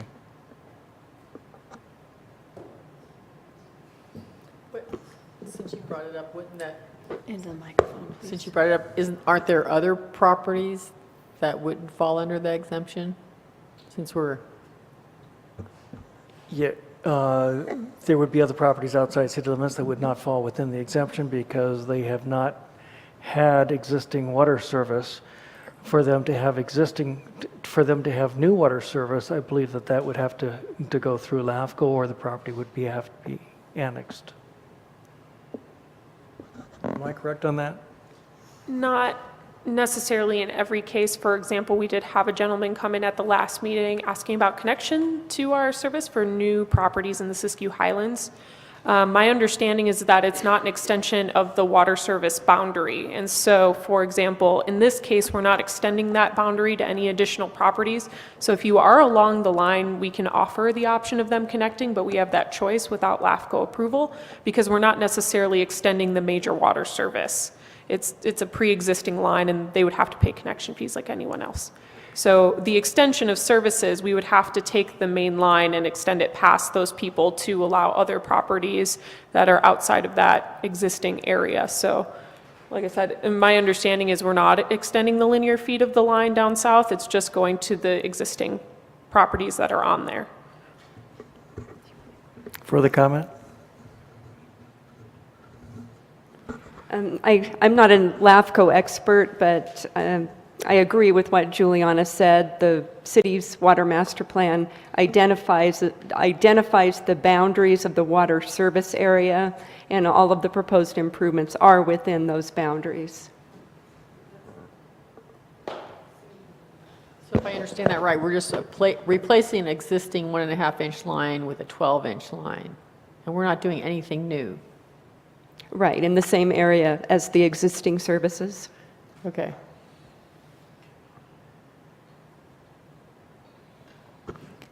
And the reason we're taking it all the way down to that property is because they had an existing, they already had it. So we feel compelled to extend the improved service all the way down there for the reasons you've stated? Correct. Correct. And to go to one of the questions that was asked then, in terms of the city's control over whether or not we approve hookups outside city limits, is that a city decision? Then whether or not, let's say the county were to develop one of those parcels, however the zoning would allow for it, would the city then have the decision whether or not to allow for that hookup to our existing water line? Correct. Only the city. I'm sorry? Only the city. It's not it's a city decision. Well, in the county and LAFCO, so again, so not necessarily LAFCO for the extension services, but like the Siskiyou Highlands, for example, you would have to have a city policy in place on how you want to deal with connections outside city limits. So normally you would follow your pre-existing policy that you've set. And I believe LAFCO does have, they do discuss changes in policies within spheres of influence. Is that correct? The difference between the sphere of influence and the service areas are already established for providing city water. And that's what I'm hearing from city staff and Say that again, Tim. the difference between sphere of influence and the water service area is the water service area is already defined and established for the purpose of providing city water. Sphere of influence is not necessarily within the water service area, and if we were extending services to the sphere of influence that's not within the service area, the existing service area, I do believe that would require LAFCO approval. I see. Correct. Okay, thank you. Paul, have you any questions or comments?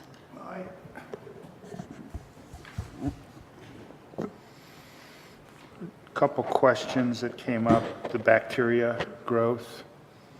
We didn't get a response on that. Sure. I'd like to hear that.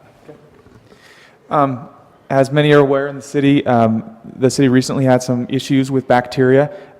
Those coincided, we finally figured out, with the existing Tank 1. It's a very old structure, and for a number of reasons, that has been the source of bacteria, but it's been very hard to track down. But the city was pretty diligent about tracking that, and finally we figured it out. Okay, this is the issue for those bacteriological hits.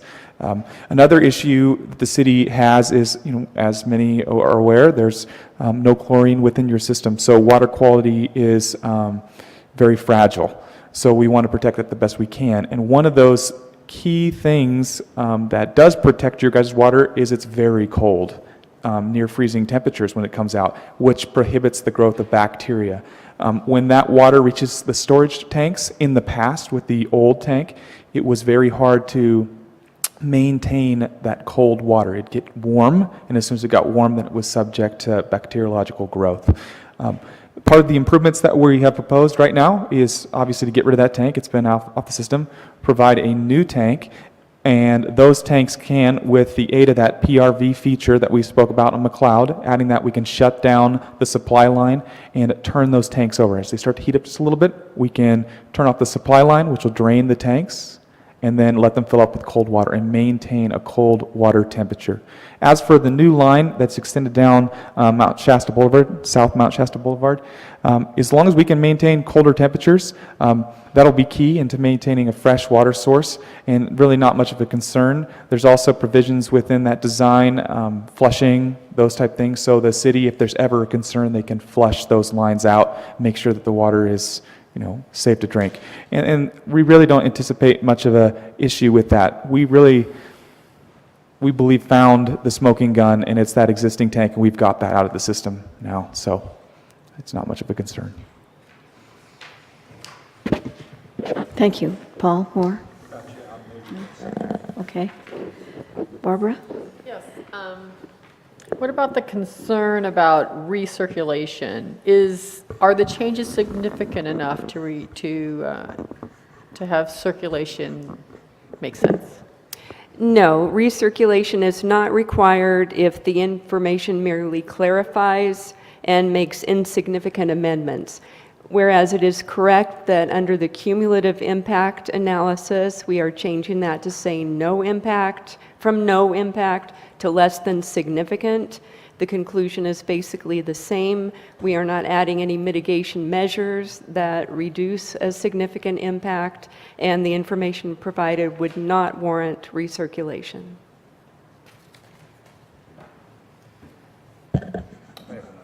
Go ahead, Paul. The timeline on the grants is, how is that affected by delays? I guess we can't really get a guarantee from the state in any way, shape, or form. We do expect that those funds are starting to be depleted, so the sooner the city can act, the better. There's an application in place right now which is just waiting for a few outstanding items, and that is included both the preliminary design, which the city staff will review here shortly. We hope by the end of the week they'll have it in their hands, and this environmental document. So as soon as we get those in, there is a wait to even get a funding agreement. The wait is starting to be extended as funds are depleted. Right now we expect that it will be, in the past we've seen 6 months, but it's hopped up to 9, and it may go further.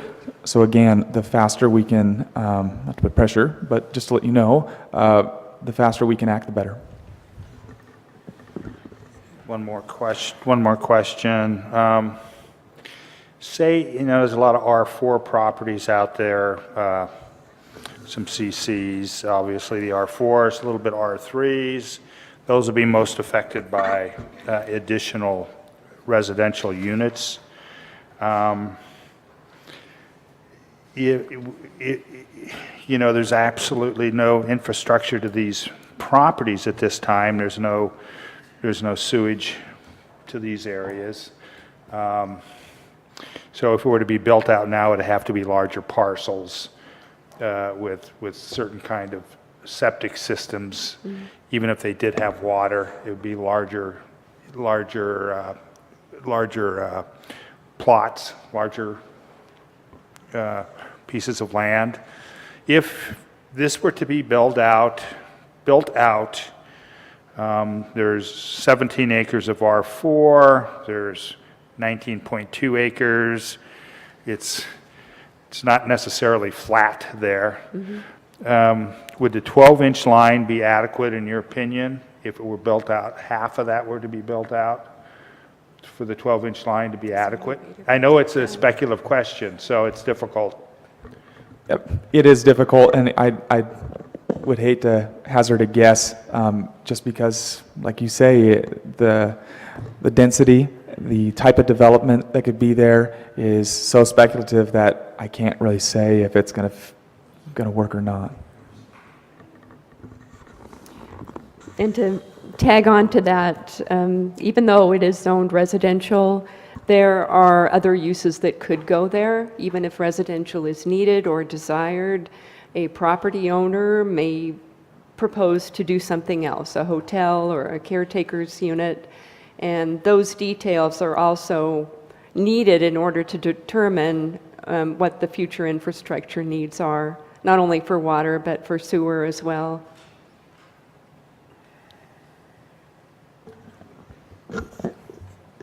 I'll go with a couple. So one mention was made of what was called the significant changes to the mitigated negative deck, and therefore a request, a 30-day review request, recirculation. That's number one point. And then the second point was that there's been no disclosure of impacts outside city limits, which would also justify, in his mind, recirculation. Could you speak to those two things, please? In terms of not analyzing what is outside of the city limits, I'm thinking that the commenter was talking about future development. And he did ask, or he did state that the city needs to evaluate the impacts. And my question is, evaluate the impacts of what? There are no development proposals that have been submitted to the county. There is no anticipated development. Nobody has talked to the county about developing in that area. And at this point, the city has not even a general idea of what might be developed there. If you look at the zoning tables in attachment A, which are the minor revisions to the initial study, I wouldn't even know where to start in terms of analyzing impacts because we don't know. And as I mentioned in the Laurel Heights case, the court concluded that where future development is unspecified and uncertain, no purpose can be served by requiring an EIR to engage in sheer speculation as to future environmental consequences. And that's what we would have here. It would be sheer speculation. And if there were to be a development proposed, would there not have to be a CEQA document to accompany that? Any future development would be subject to CEQA, yes. And my first question was about your perspective on whether or not the changes you did make to the document in response to the comments made represents a significant change to the mitigated negative deck in your opinion. Does that represent a significant change? The changes are not significant. No, what would be significant is if we identified an environmental impact that wasn't analyzed in the initial study, or we realized that a mitigation measure needed to be added. That would be substantial enough to perhaps warrant recirculation, but in this case, it's merely clarification. Okay, thank you. The last subject, there's been quite a few comments made about the lack of housing, including a quote that I had in the paper about the need for more housing to allow people who work here to live here, and its implications for future growth potential. Much of what we're learning so far in our interviews of people has to do with the overriding challenge of the cost of the properties for development and or the cost of the purchase and or rental of those properties. But beyond that, Juliana, can you please comment about what you see as the intersection between the housing issue and the growth potential on this piece of property? So there's two parts of this. There's the city's part and there's the county part. And I think Grant and Carla have done a good job discussing the fact that there are no development interests at this time stated to us. So I can't speculate about if housing could or couldn't happen in that area. But in reference to the southern portion of the city, the Roseburg property is not zoned for any residential uses. So the housing argument is kind of a moot point. Now, if the city council did have the interest of residential housing in mind, they would have to basically go in, amend the specific plan that is associated with the planned development zoning that we have for that property, and that specific plan would then have to go through an environmental impact report as per our ordinances. So again, we don't have any housing plan for that property, so we really can't, there would be no anticipated housing growth on that property unless we would go back through, change the zoning, thus triggering CEQA.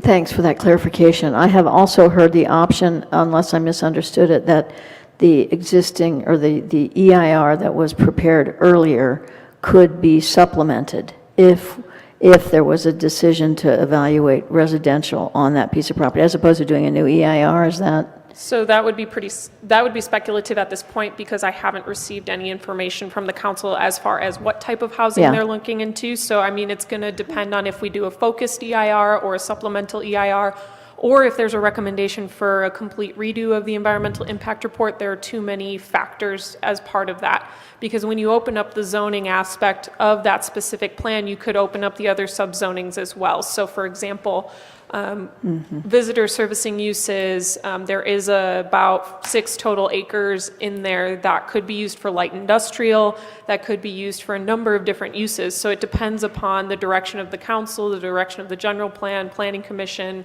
on, you know, what would be included in that zoning amendment. If it's just residential, we would have to, you know, consult again what type of residential. If it's going to be single family subdivision, is it going to be high density multi-family housing? You know, it would depend. So I couldn't give you an answer on what type of environmental document that I would recommend for that, because I don't really quite know what the future plan for that is. Understood. Thank you.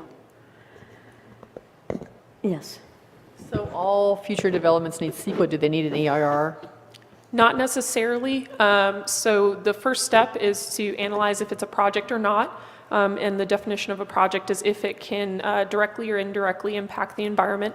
Then we move to determining if there's an exemption appropriate for that development. If there's no exemption appropriate for that development, we then move to this stage, which is the initial study. So for example, if we do an initial study and we find something that is significant, that could very significantly impact the environment, we may recommend an environmental impact report to clarify that and ensure that those environmental factors are being addressed adequately.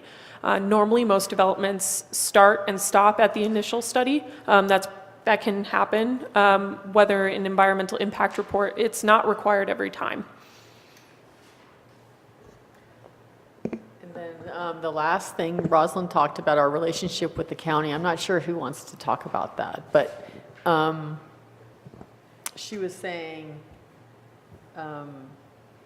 basically, why are we prioritizing this landing, since we'd already discovered that one of the conditions we had put on development of the landing was that we repair or somehow are able to have negotiations with the county, but that didn't happen. So I just wanted to reflect what Rosalind said about, you know, I thought the landing development was on hold because we couldn't find a means of negotiation with the county as far as that tax share, cost share agreement that's currently in place. We couldn't renegotiate that.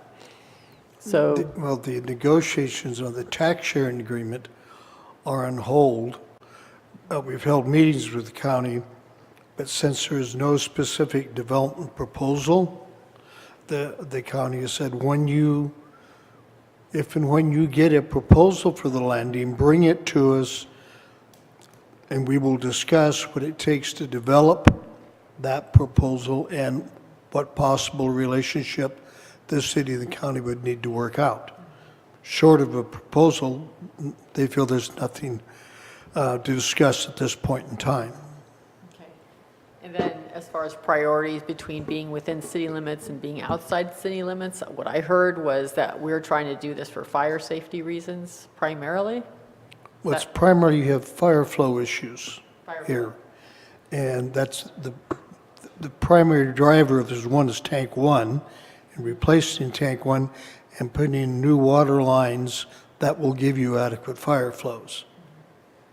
And that's what this project does, and the engineering reports, this is the level of improvements we need, and that it will give you the fire flows you required, and it will service the landing.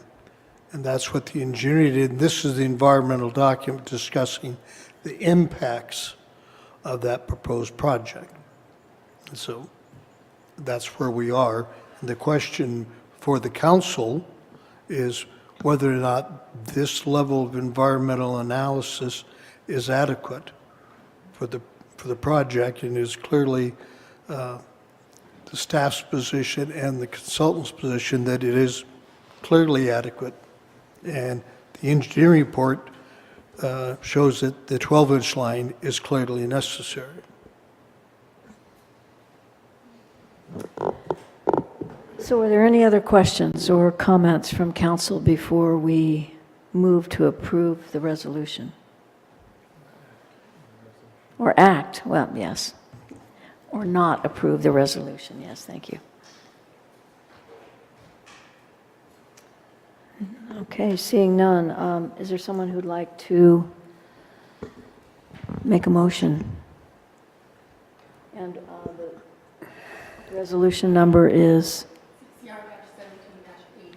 80. I'll make a motion that the City Council approve resolution number CCR 17-80, a resolution of the City Council of the City of Mount Shasta adopting a mitigated negative declaration and mitigation monitoring and reporting program for the Tank 1 and Roseburg Water System Improvement Project. And is there a second? I'll second.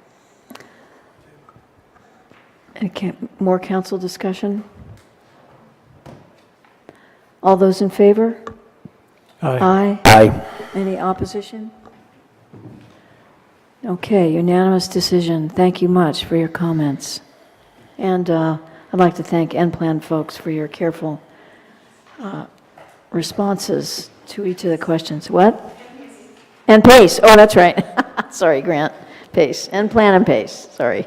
Thank you. Okay, thanks very much. Safe travels back.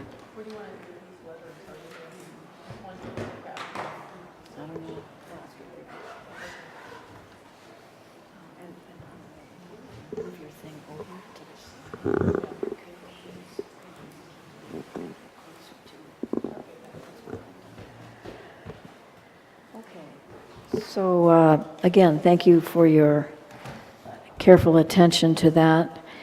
I'd like to move now to agenda item number 9, setting dates for City Goals Workshop and City Council Protocols Workshop. Kathy, have you a staff report? There's no staff report. I'm happy to answer any questions. What? There's no staff report. We just need to set dates for the City Goals Workshop and the City Council Protocols Workshop. Okay.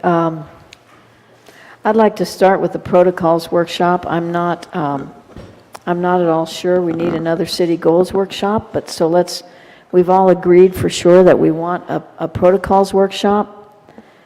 So what were you hoping we would do? Give you dates we are or not available, and in what time frame, Catherine?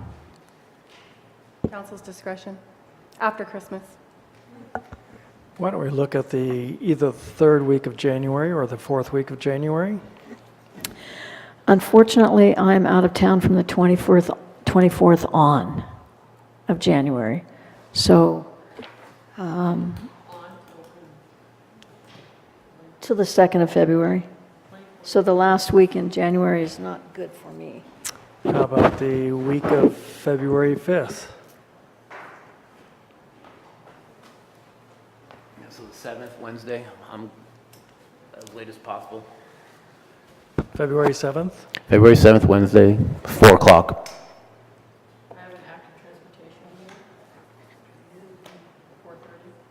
All right, so 3:30 or 3 o'clock.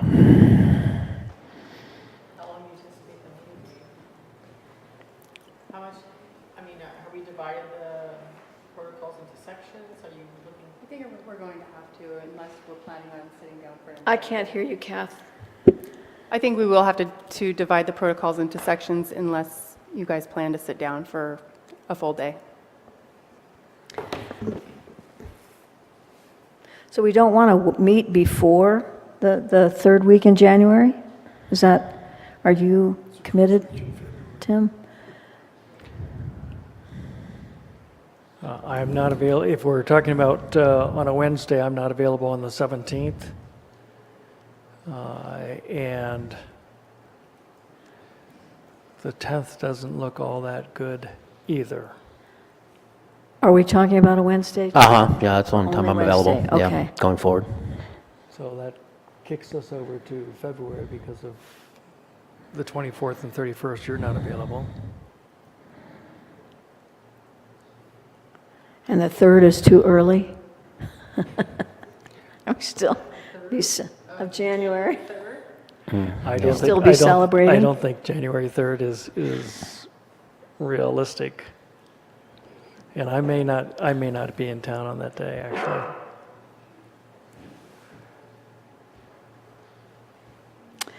And I'll be at the Okay. dentist that day, so yeah, I'm not available that day. And we can't work, we can all individually work on the document, right? And who else has worked on the document besides me? Do you know? I have Nobody? not. So that document's available for edits also, Yeah, for each of us. Well, we'll have to each do our homework prior to arriving at that workshop. I just haven't done it yet, so. Where are we at? What did we say about February 7th? You had a meeting? Transportation at 4:30. So what's your time frame on Wednesday, John? 3 o'clock, 3. 3 o'clock. Since it's going to have to be a multiple meeting process, so why don't we just have the preliminary meeting that day? Set up the outline for dealing with this over the next 6 months. Are you only available in the afternoon on Wednesdays? That's correct. What's your earliest? 3. 3. So we could meet at from 3 to 4:30 to begin with? Sounds good. And I'll let Kathy set that. So, where are we at here? February 7th at 3. And can we do it 2 weeks later for a follow-up? Is that reasonable? The 21st? I mean, does it make sense for us to do an evening, right? Like we do a city council meeting? Or does it- 21st would not be a good day for me. The 28th would be acceptable.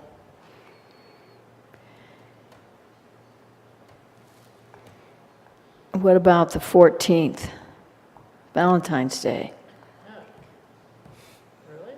I didn't know you felt that way about me.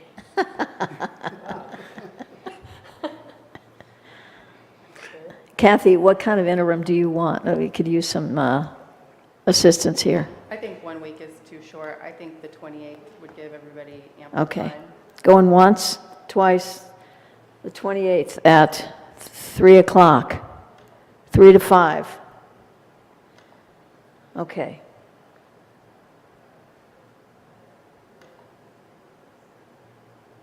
Or 3 to 4:30 is what I was hearing on, oh, 4. Well, that the was 7th, because of her the 7th, commitment. 3 to I 5. don't Yeah. Yes, have or the 28th. Right. Okay. Okay. Good enough for that? Okay, so I would like to hear some discussion from the rest of you about your expectations on city goals. Tonight, we will be in closed session talking about city goals as it pertains to our city manager. And he previously submitted a document that included city goals for other departments that we spent some time on. I think that's the sum total of city goals we've discussed, but where are you at then? Well, Bruce, let me put it to you first. How do you see where we're at with city goals for the entire city. I think the council should meet with the manager in your closed session and discuss the goals that you have drafted. And you should take input from the manager, and then we should regroup on that. And how we're going to structure these goals and how we're going to pursue them. So I think that's an item to be discussed between the manager and the council. And then the manager will assign as appropriate. Comments from council? I don't see any harm doing a tentative. I think You're gonna need closer. we probably will want to meet on the goals.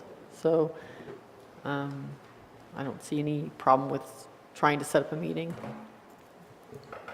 to follow up, because obviously it will need a lot of work. Still, those goals will still need a fair amount of work to get clear. Well, I think that's possible, depending on what we hear and decide tonight. It's possible those goals require a lot of work. It's possible they don't. I suppose what we could do is set up a date, tentative, based on what we decide tonight about the need for that meeting. I don't want to put it off a whole lot longer. These are city goals that we're expecting each of the departments to finish up on in this year and next. So what proposed date do you have for it? You're asking for a proposed date for a meeting on city goals? Should we need it, yes.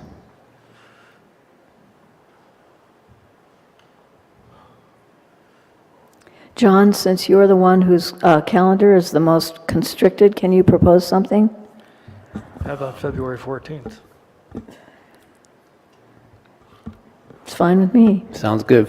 3 o'clock or later. It'll be a love fest around our city goals. 3 to 5? Okay, great, thank you. Does that meet your expectations, Kathy?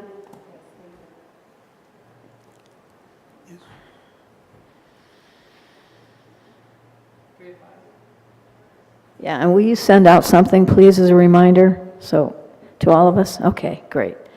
Separate from the minutes, just a note. Thank you. I'm assuming there's no public comment on that item, since we passed over the public comment time. Did you want to ask? Is there any public comment on, oh, there is. Under what authority are you having a closed session? For It's a performance evaluation. Oh, okay, not city goals. No. Okay, thank you. So we go now to item number 13, council reports on attendance at appointed or outside meetings. Paul, we'll start with you, please. None. Barb? Mizbeck Open House, they have a meeting facility that we can use. They're on Alma. They're near the Papa Murphy's. You walk up the stairway. What's that? Through the glass door, you walk up the stairway. That's where Mizbeck is. Oh, Mizbeck, okay. And there's a meeting room available for us if you're interested in another meeting space that we can use. I went to the Directions Open House, had a conversation with John Sanguinetti. He's very interested in seeing a Citizens Committee to open a bookstore downtown. And so he approached me about that. I'm encouraging to keep moving forward on that. John who? John Sanguinetti. Another one. He wants a new one. He wants the one back. Well, since he had some experience, he wants to see it revitalized, and he wants to stay on as a consultant.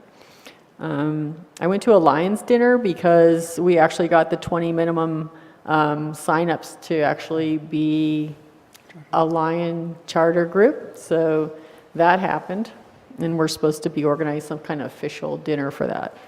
But I had a chance to hang out with them in Wairika for a minute.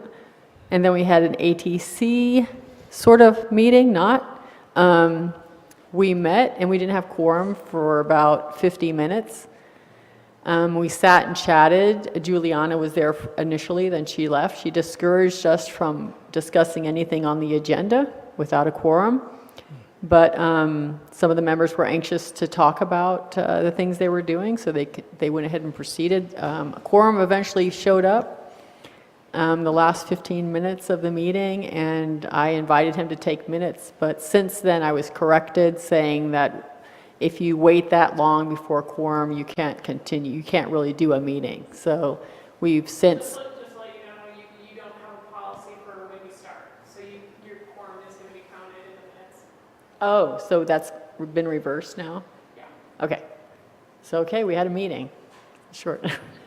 So ATC had a meeting, and what they're putting together is the Midtown Trail, a map, and they're working closely with the chamber, because since it is more of a downtown focus, we're hoping that the chamber will help us put some items on the map that will show tourists places of interest to go, along with mating with our suggestion of trails if you're walking or biking. So we're trying to do this sort of a combined active transportation / downtown exciting places to visit map. So Thank you. John? No meetings. And Tim? I attended the shortest Siskiyou County Local Transportation Commission meeting that I was aware of. It was about 15 minutes long, and be happy to send you all the agenda and/or the minutes.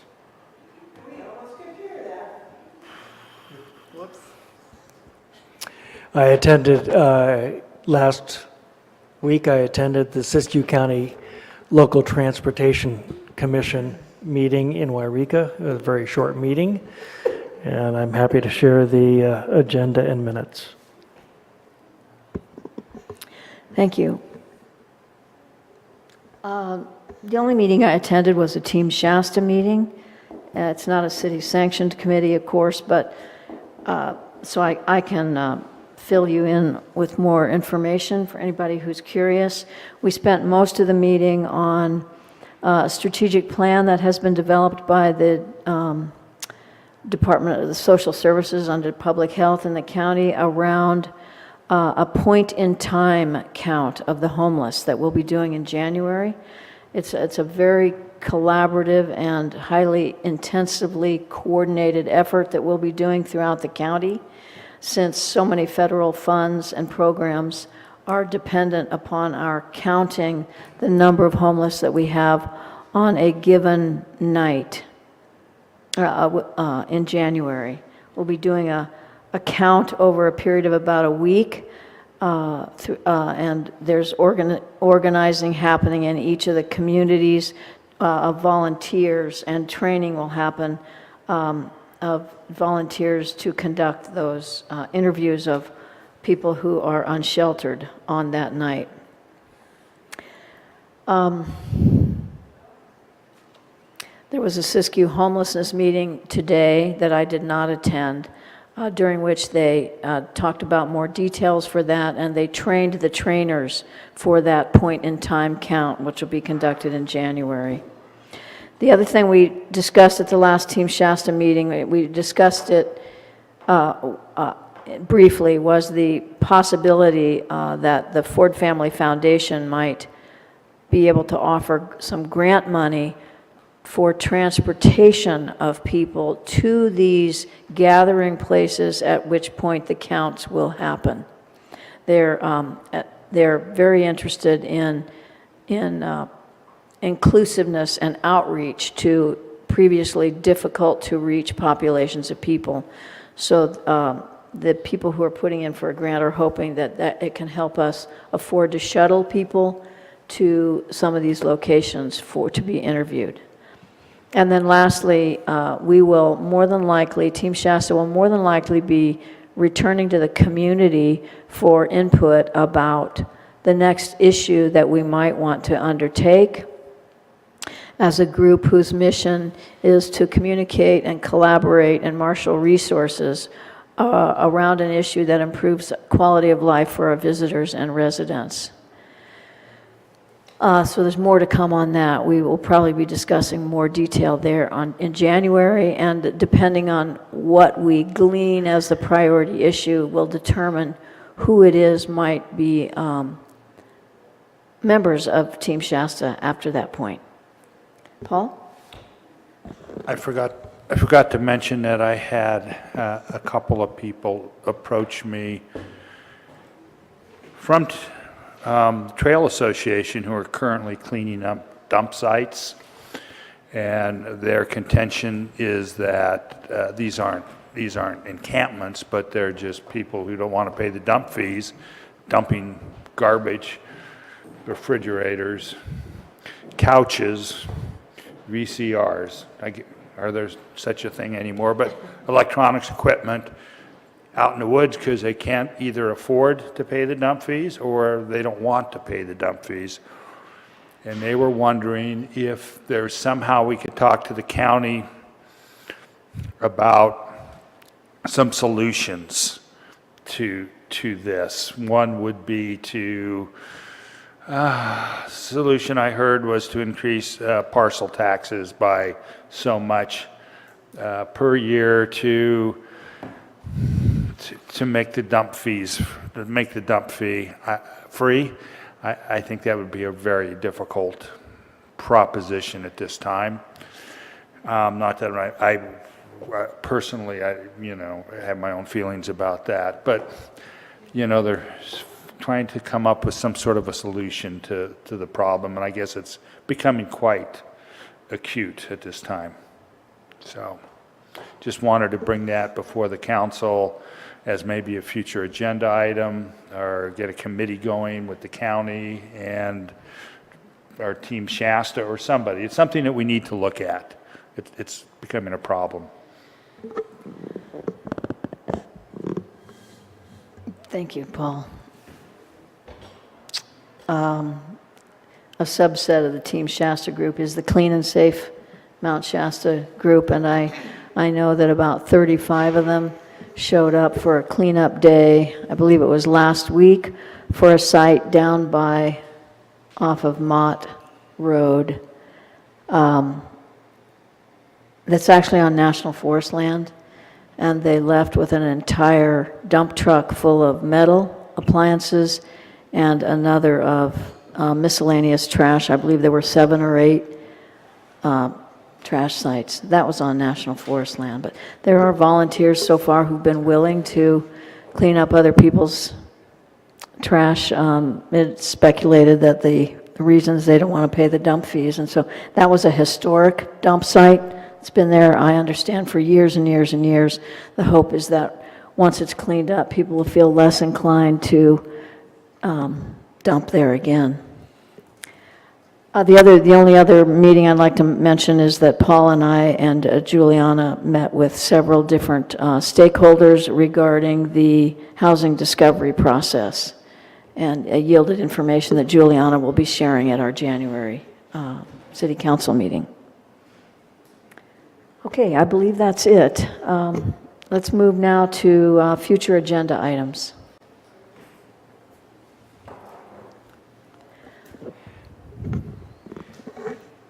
We generally do a mid-year review and adjustment of the budget in January or February. When might that occur? Yeah, that's a good point. I haven't talked to Muriel about that, but we were planning to bring that to you in January. So I don't have a specific date yet.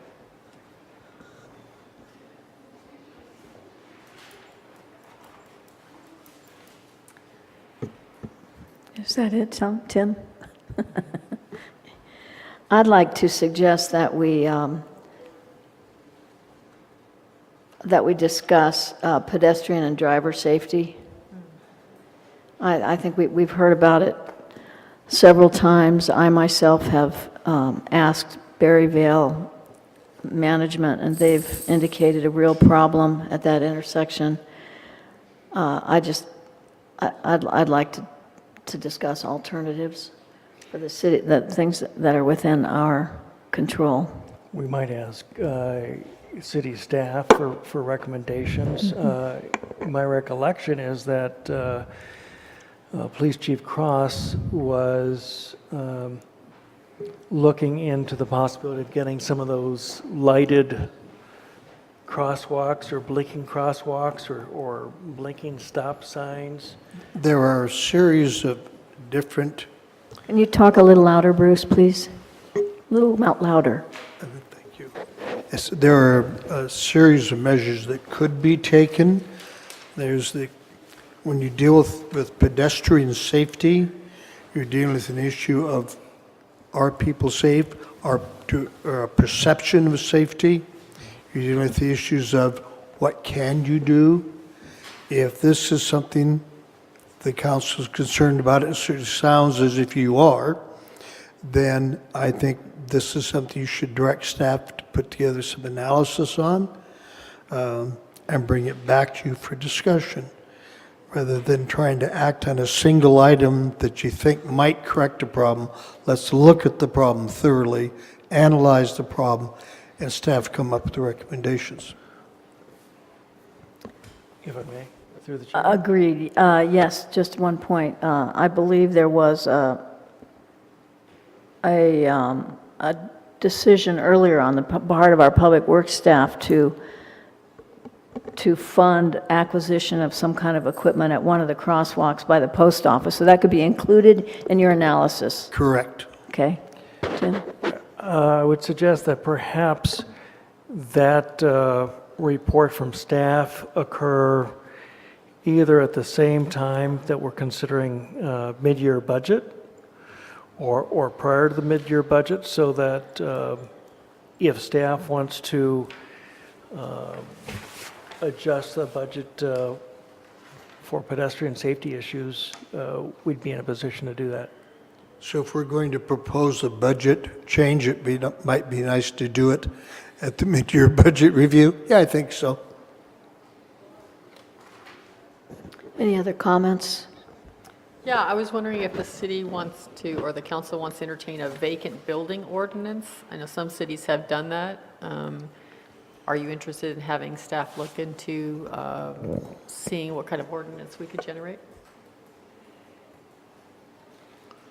Well, again, here we're getting into, Specific. we have all these future agenda items already, and the list is starting to grow again. One of the things that we have been talking about on the staff level and with some of the council is the question of how do we address future agenda items? How do we get the council to agree that specifically what is it we want the staff to look at? And we're developing a forum that I think we, during the protocols, can talk about. We have it here, thanks to our city clerk with us. But I think this needs to be considered with the protocols, hopefully adopted into the protocols, and it will set a procedure whereby the council and council members can set items for hearing for future agenda items, and the council will control deadlines and which ones we take up, so we aren't racing off in different directions to do studies that the council really hasn't decided on. Okay, so then I guess the other suggestion is, should I still talk about another suggestion or just not? Yeah, so if a council member has a specific request, I think let's Use the form. get, I'll put out a memo ahead of the protocols with the outline of the document that the staff is recommending that we use and how we set future agenda items. And each council person can then fill that out, submit it. The council can consider it as a formal vote of the council, and that sets your agendas, and it clearly defines in writing what the staff is going to research and come back with. Under the current protocols, the mayor or the city manager can put something on the agenda yourselves.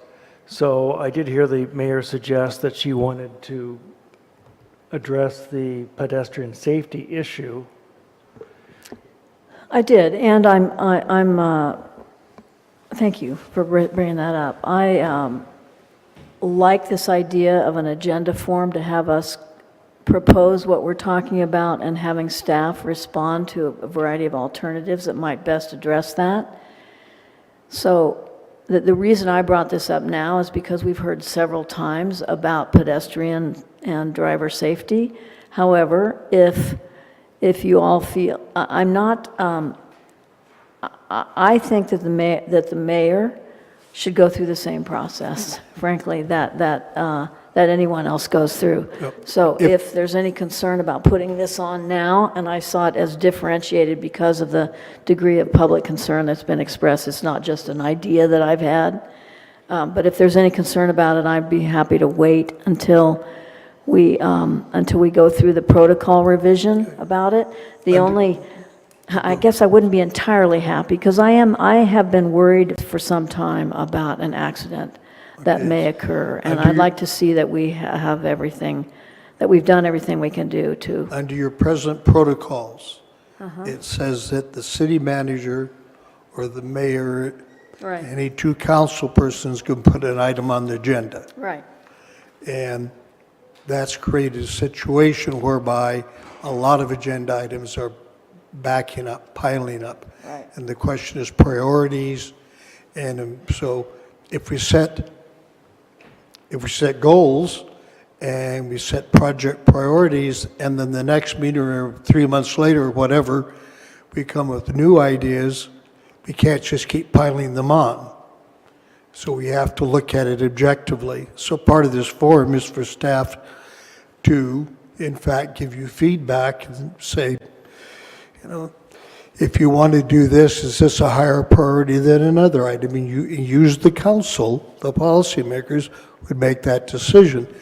We are not in a position yet, so just so you don't feel hamstrung, we haven't adopted this new policy, so the existing protocols exist. If this council feels they want staff to look at this item now, then you should so indicate. And point of information, the Active Transportation Committee does have this exact item on their future agenda items, which that's an advisory committee, and that's under their purview, is to advise on pedestrian safety. So through the chair? Bruce, in terms of the pedestrian safety issue and recommendations that might be made or implementation measures that might be taken from recommendations of Public Works Director or the police chief, do you feel you would want to bring that back at the same meeting or before the budget gets reviewed, or wait until we deal with the budget next year? I mean, the next June or July? June. Given the critical nature of at least the concern of this item, and some of the work that staff's already put into this, I think we should try to bring it back with the budget. The mid-year? With the mid-year? Yes, mid-year, thank you. Okay. So, given that we will soon be looking at a new agenda setting process in our protocols, I'd like to suggest that we can make the point among ourselves that it's an urgent issue, that we wait until we approve that process before we add anything new to it, anything new to our agendas. Yes, that's a motion. That's a motion. Where are we at with the police? Did you already talk about that just now? The police department, where are we at with? They want to take up negotiations with us again? Is that a Muriel Terrio? They're still. We are presently involved in negotiations. You have a management team that represents the city that meets with the police and the union team. Okay. The union called off the negotiations. We came to impasse. Your management team stands ready to meet at any time that they're ready to reopen negotiations. We have been given direction by the council, and until that direction is changed, that is our negotiating position. And we are prepared to meet with that negotiating team at any time. Because she said she wanted to reopen the negotiation. That's what she said. Yeah. As far as we're concerned, it's open, waiting for them. Do we have to discuss our feelings in closed sessions about that? Yes. Okay. Does that have to be an agenda item for closed Yes, it does. sessions? Can we put it on agenda next month, next meeting? And which meeting would you like to do that on? The next meeting, Okay, first meeting in January, yeah. Is there a second? closed session. Is there a second to Paul's motion that we put Police Department negotiation on closed session at the January 8th meeting? I'll second it. Okay, then that's 2 council members. If you have a motion, a second, you should call it for a vote. No, It was wasn't a motion, it was a suggestion. a proposal by a council member to put something on the future Understood. agenda. Yes. And So with we a just support by a adopted second, new Well, we agenda. said a council until, member. yeah, well, unless there's some urgency that we agree to here, I think that's what we agreed to. So this has been raised several times by members of the public, and we know it's an ongoing issue. I'd like to just address Andre's concern. I know she's waited for this discussion, and I really want to bring this up. I'd like to hear either Bruce or Juliana speak, or another council member speak to your understanding of our support for events in Mount Shasta. We basically, as I understand, we don't contribute city money to the hosting of events of any sort, including the 4th of July or any of those larger events. So, but I'd like some clarification from you for Andre's and others' perspective, for her understanding. Well, at this time, we do, best of my knowledge, we do not fund private events. And it's been the council's policy, and Andre and I have discussed this and said it would take direction from the council to staff to look into this and then report back before the council could do anything. One of the reasons I came here was that in discussion with Jim Mullins, he was telling me that he had been approached by the city and various other groups to create events, Mount Shasta events, and they were talking about using the downtown area. And, he's aware that, our event takes place here in the city park. So, and I'm actually grappling with a lot of the same issues you are, but I'm coming from a different angle. And that is, homelessness, people living at the poverty level, people coming to the area, seeking the self-discovery, whatever you want to call it, and, not having a good reception when they get to town and not connecting with local people. So it's just something that, year after year after year. I understand, Andrea. I'm sorry. This is outside of our procedures here. It should be put into the procedure because that's the thing. It's like everywhere I go to TVIT, I go to this group, I go to the chamber, I go to this group, I go to that group. Everybody, year after year after year, closes the door in my face. And it's like, okay, we can go this alone the way we've been doing it, but I hear everybody talking about all these problems, and I know we can add to solving them. And so all of a sudden we have a chance to be exposed, Mount Shasta to 3 million people. Let's think out of the box. Let's think of how we can do it, not. Yeah, I hear your frustrations, and I heard them last year. I understand, Andrea, excuse me. I know we have a WESOC event. There are other folks who put on other events. The city doesn't support marketing or other kinds of events. We have many unfunded things that we are absolutely responsible for, and this is outside of what we're responsible for. Now, I'm happy to meet with you outside of this, but I personally don't support putting this on an agenda item, particularly in the time frame that you have given us here. I'm sorry for your frustration. Let me at least address a perspective and a bit of history. Different circumstance because it involved, what's it called, Turtle Bay Center down in Reading, and the preparation of a Mount Shasta book with the Mount Shasta paintings in there. The City Council of City of Mount Shasta did contribute $5,000 to the production of that book regarding Mount Shasta and the historical paintings that had been done, on the theory and for the reasoning that this production was something that would promote Mount Shasta, the awareness of Mount Shasta. It would likely promote future visitors into Mount Shasta.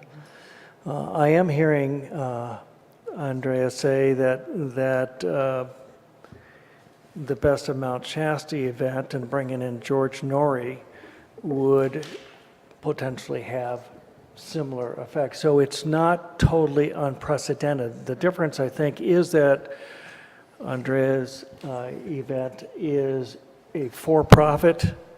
It's a nonprofit, so that wouldn't be different. That would be similar to the city council. With all due respect, if I could interject here, we do not have this on the agenda tonight. No, And so but we should limit our conversation. We're starting to sound an awful lot like an agenda item. No, If you want this to be discussed, you should direct staff to put it on the agenda. I'm saying that there may be reason to put it on the agenda in the first meeting of January, because there may be some precedence for this.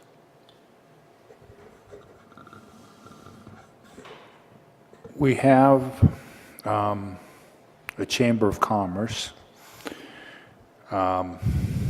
Seems like we're juggling who's going to do this, who's going to do that in city events. It may be a good time to look at the city's involvement in promoting events and working with the chamber, and maybe a good time, this opens the door to discussions which I think we've needed for a while. What's the city's involvement in promoting events? We need to look at all of this stuff and with different groups, with the chamber. I don't know if you're a member of the chamber. Yeah, you are, obviously, I forgot. And how the city's going to help maybe promote some of these events.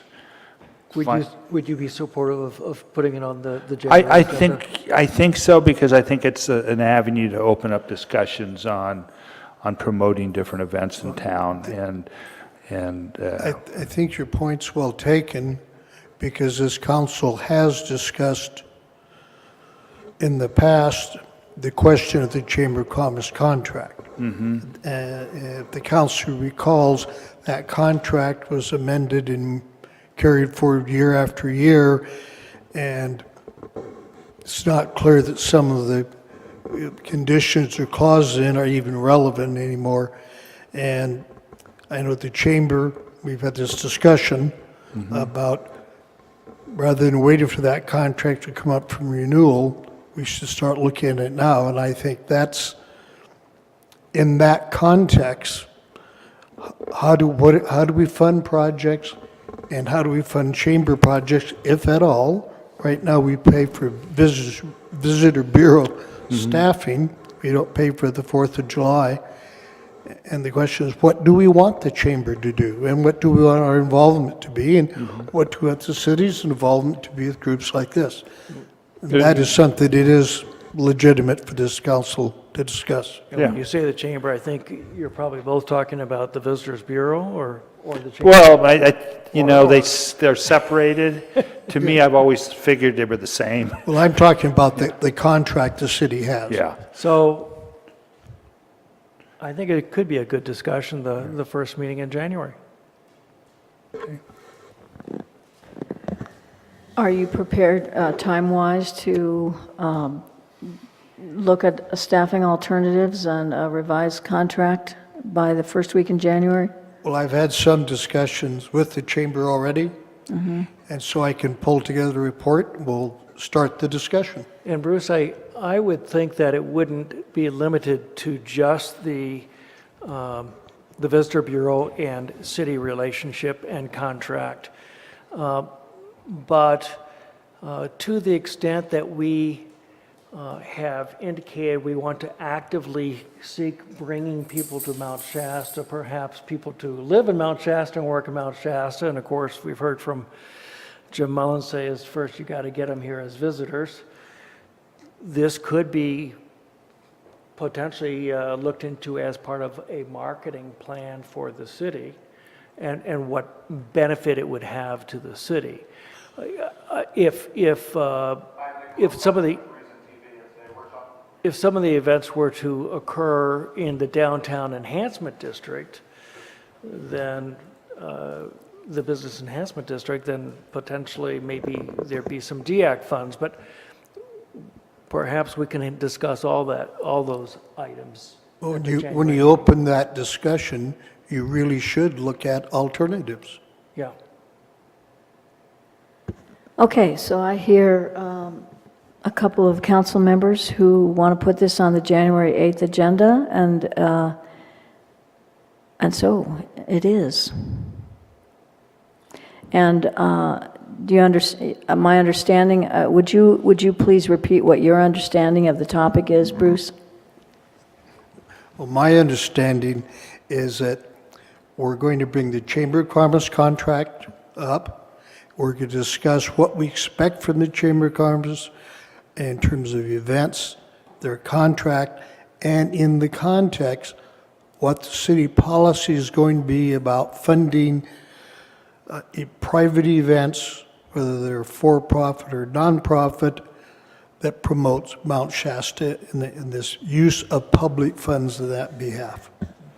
And I foresee that being a series of discussions. Yeah, I'm sure it won't be one. Yeah. A series, or should I say a series of agenda items. And we have supported events in the past, if not only through resolution. For example, Earth Day, we supported that event. We support events, sometimes without money. Yeah. So. Yes, absolutely. Thank you. Okay, thank you very much for your patience, Andre. And I think what I'd like to do now is go to closed session, performance evaluation of our city manager. Would that be Government Code Section 54957? It would be, exactly that code. Okay.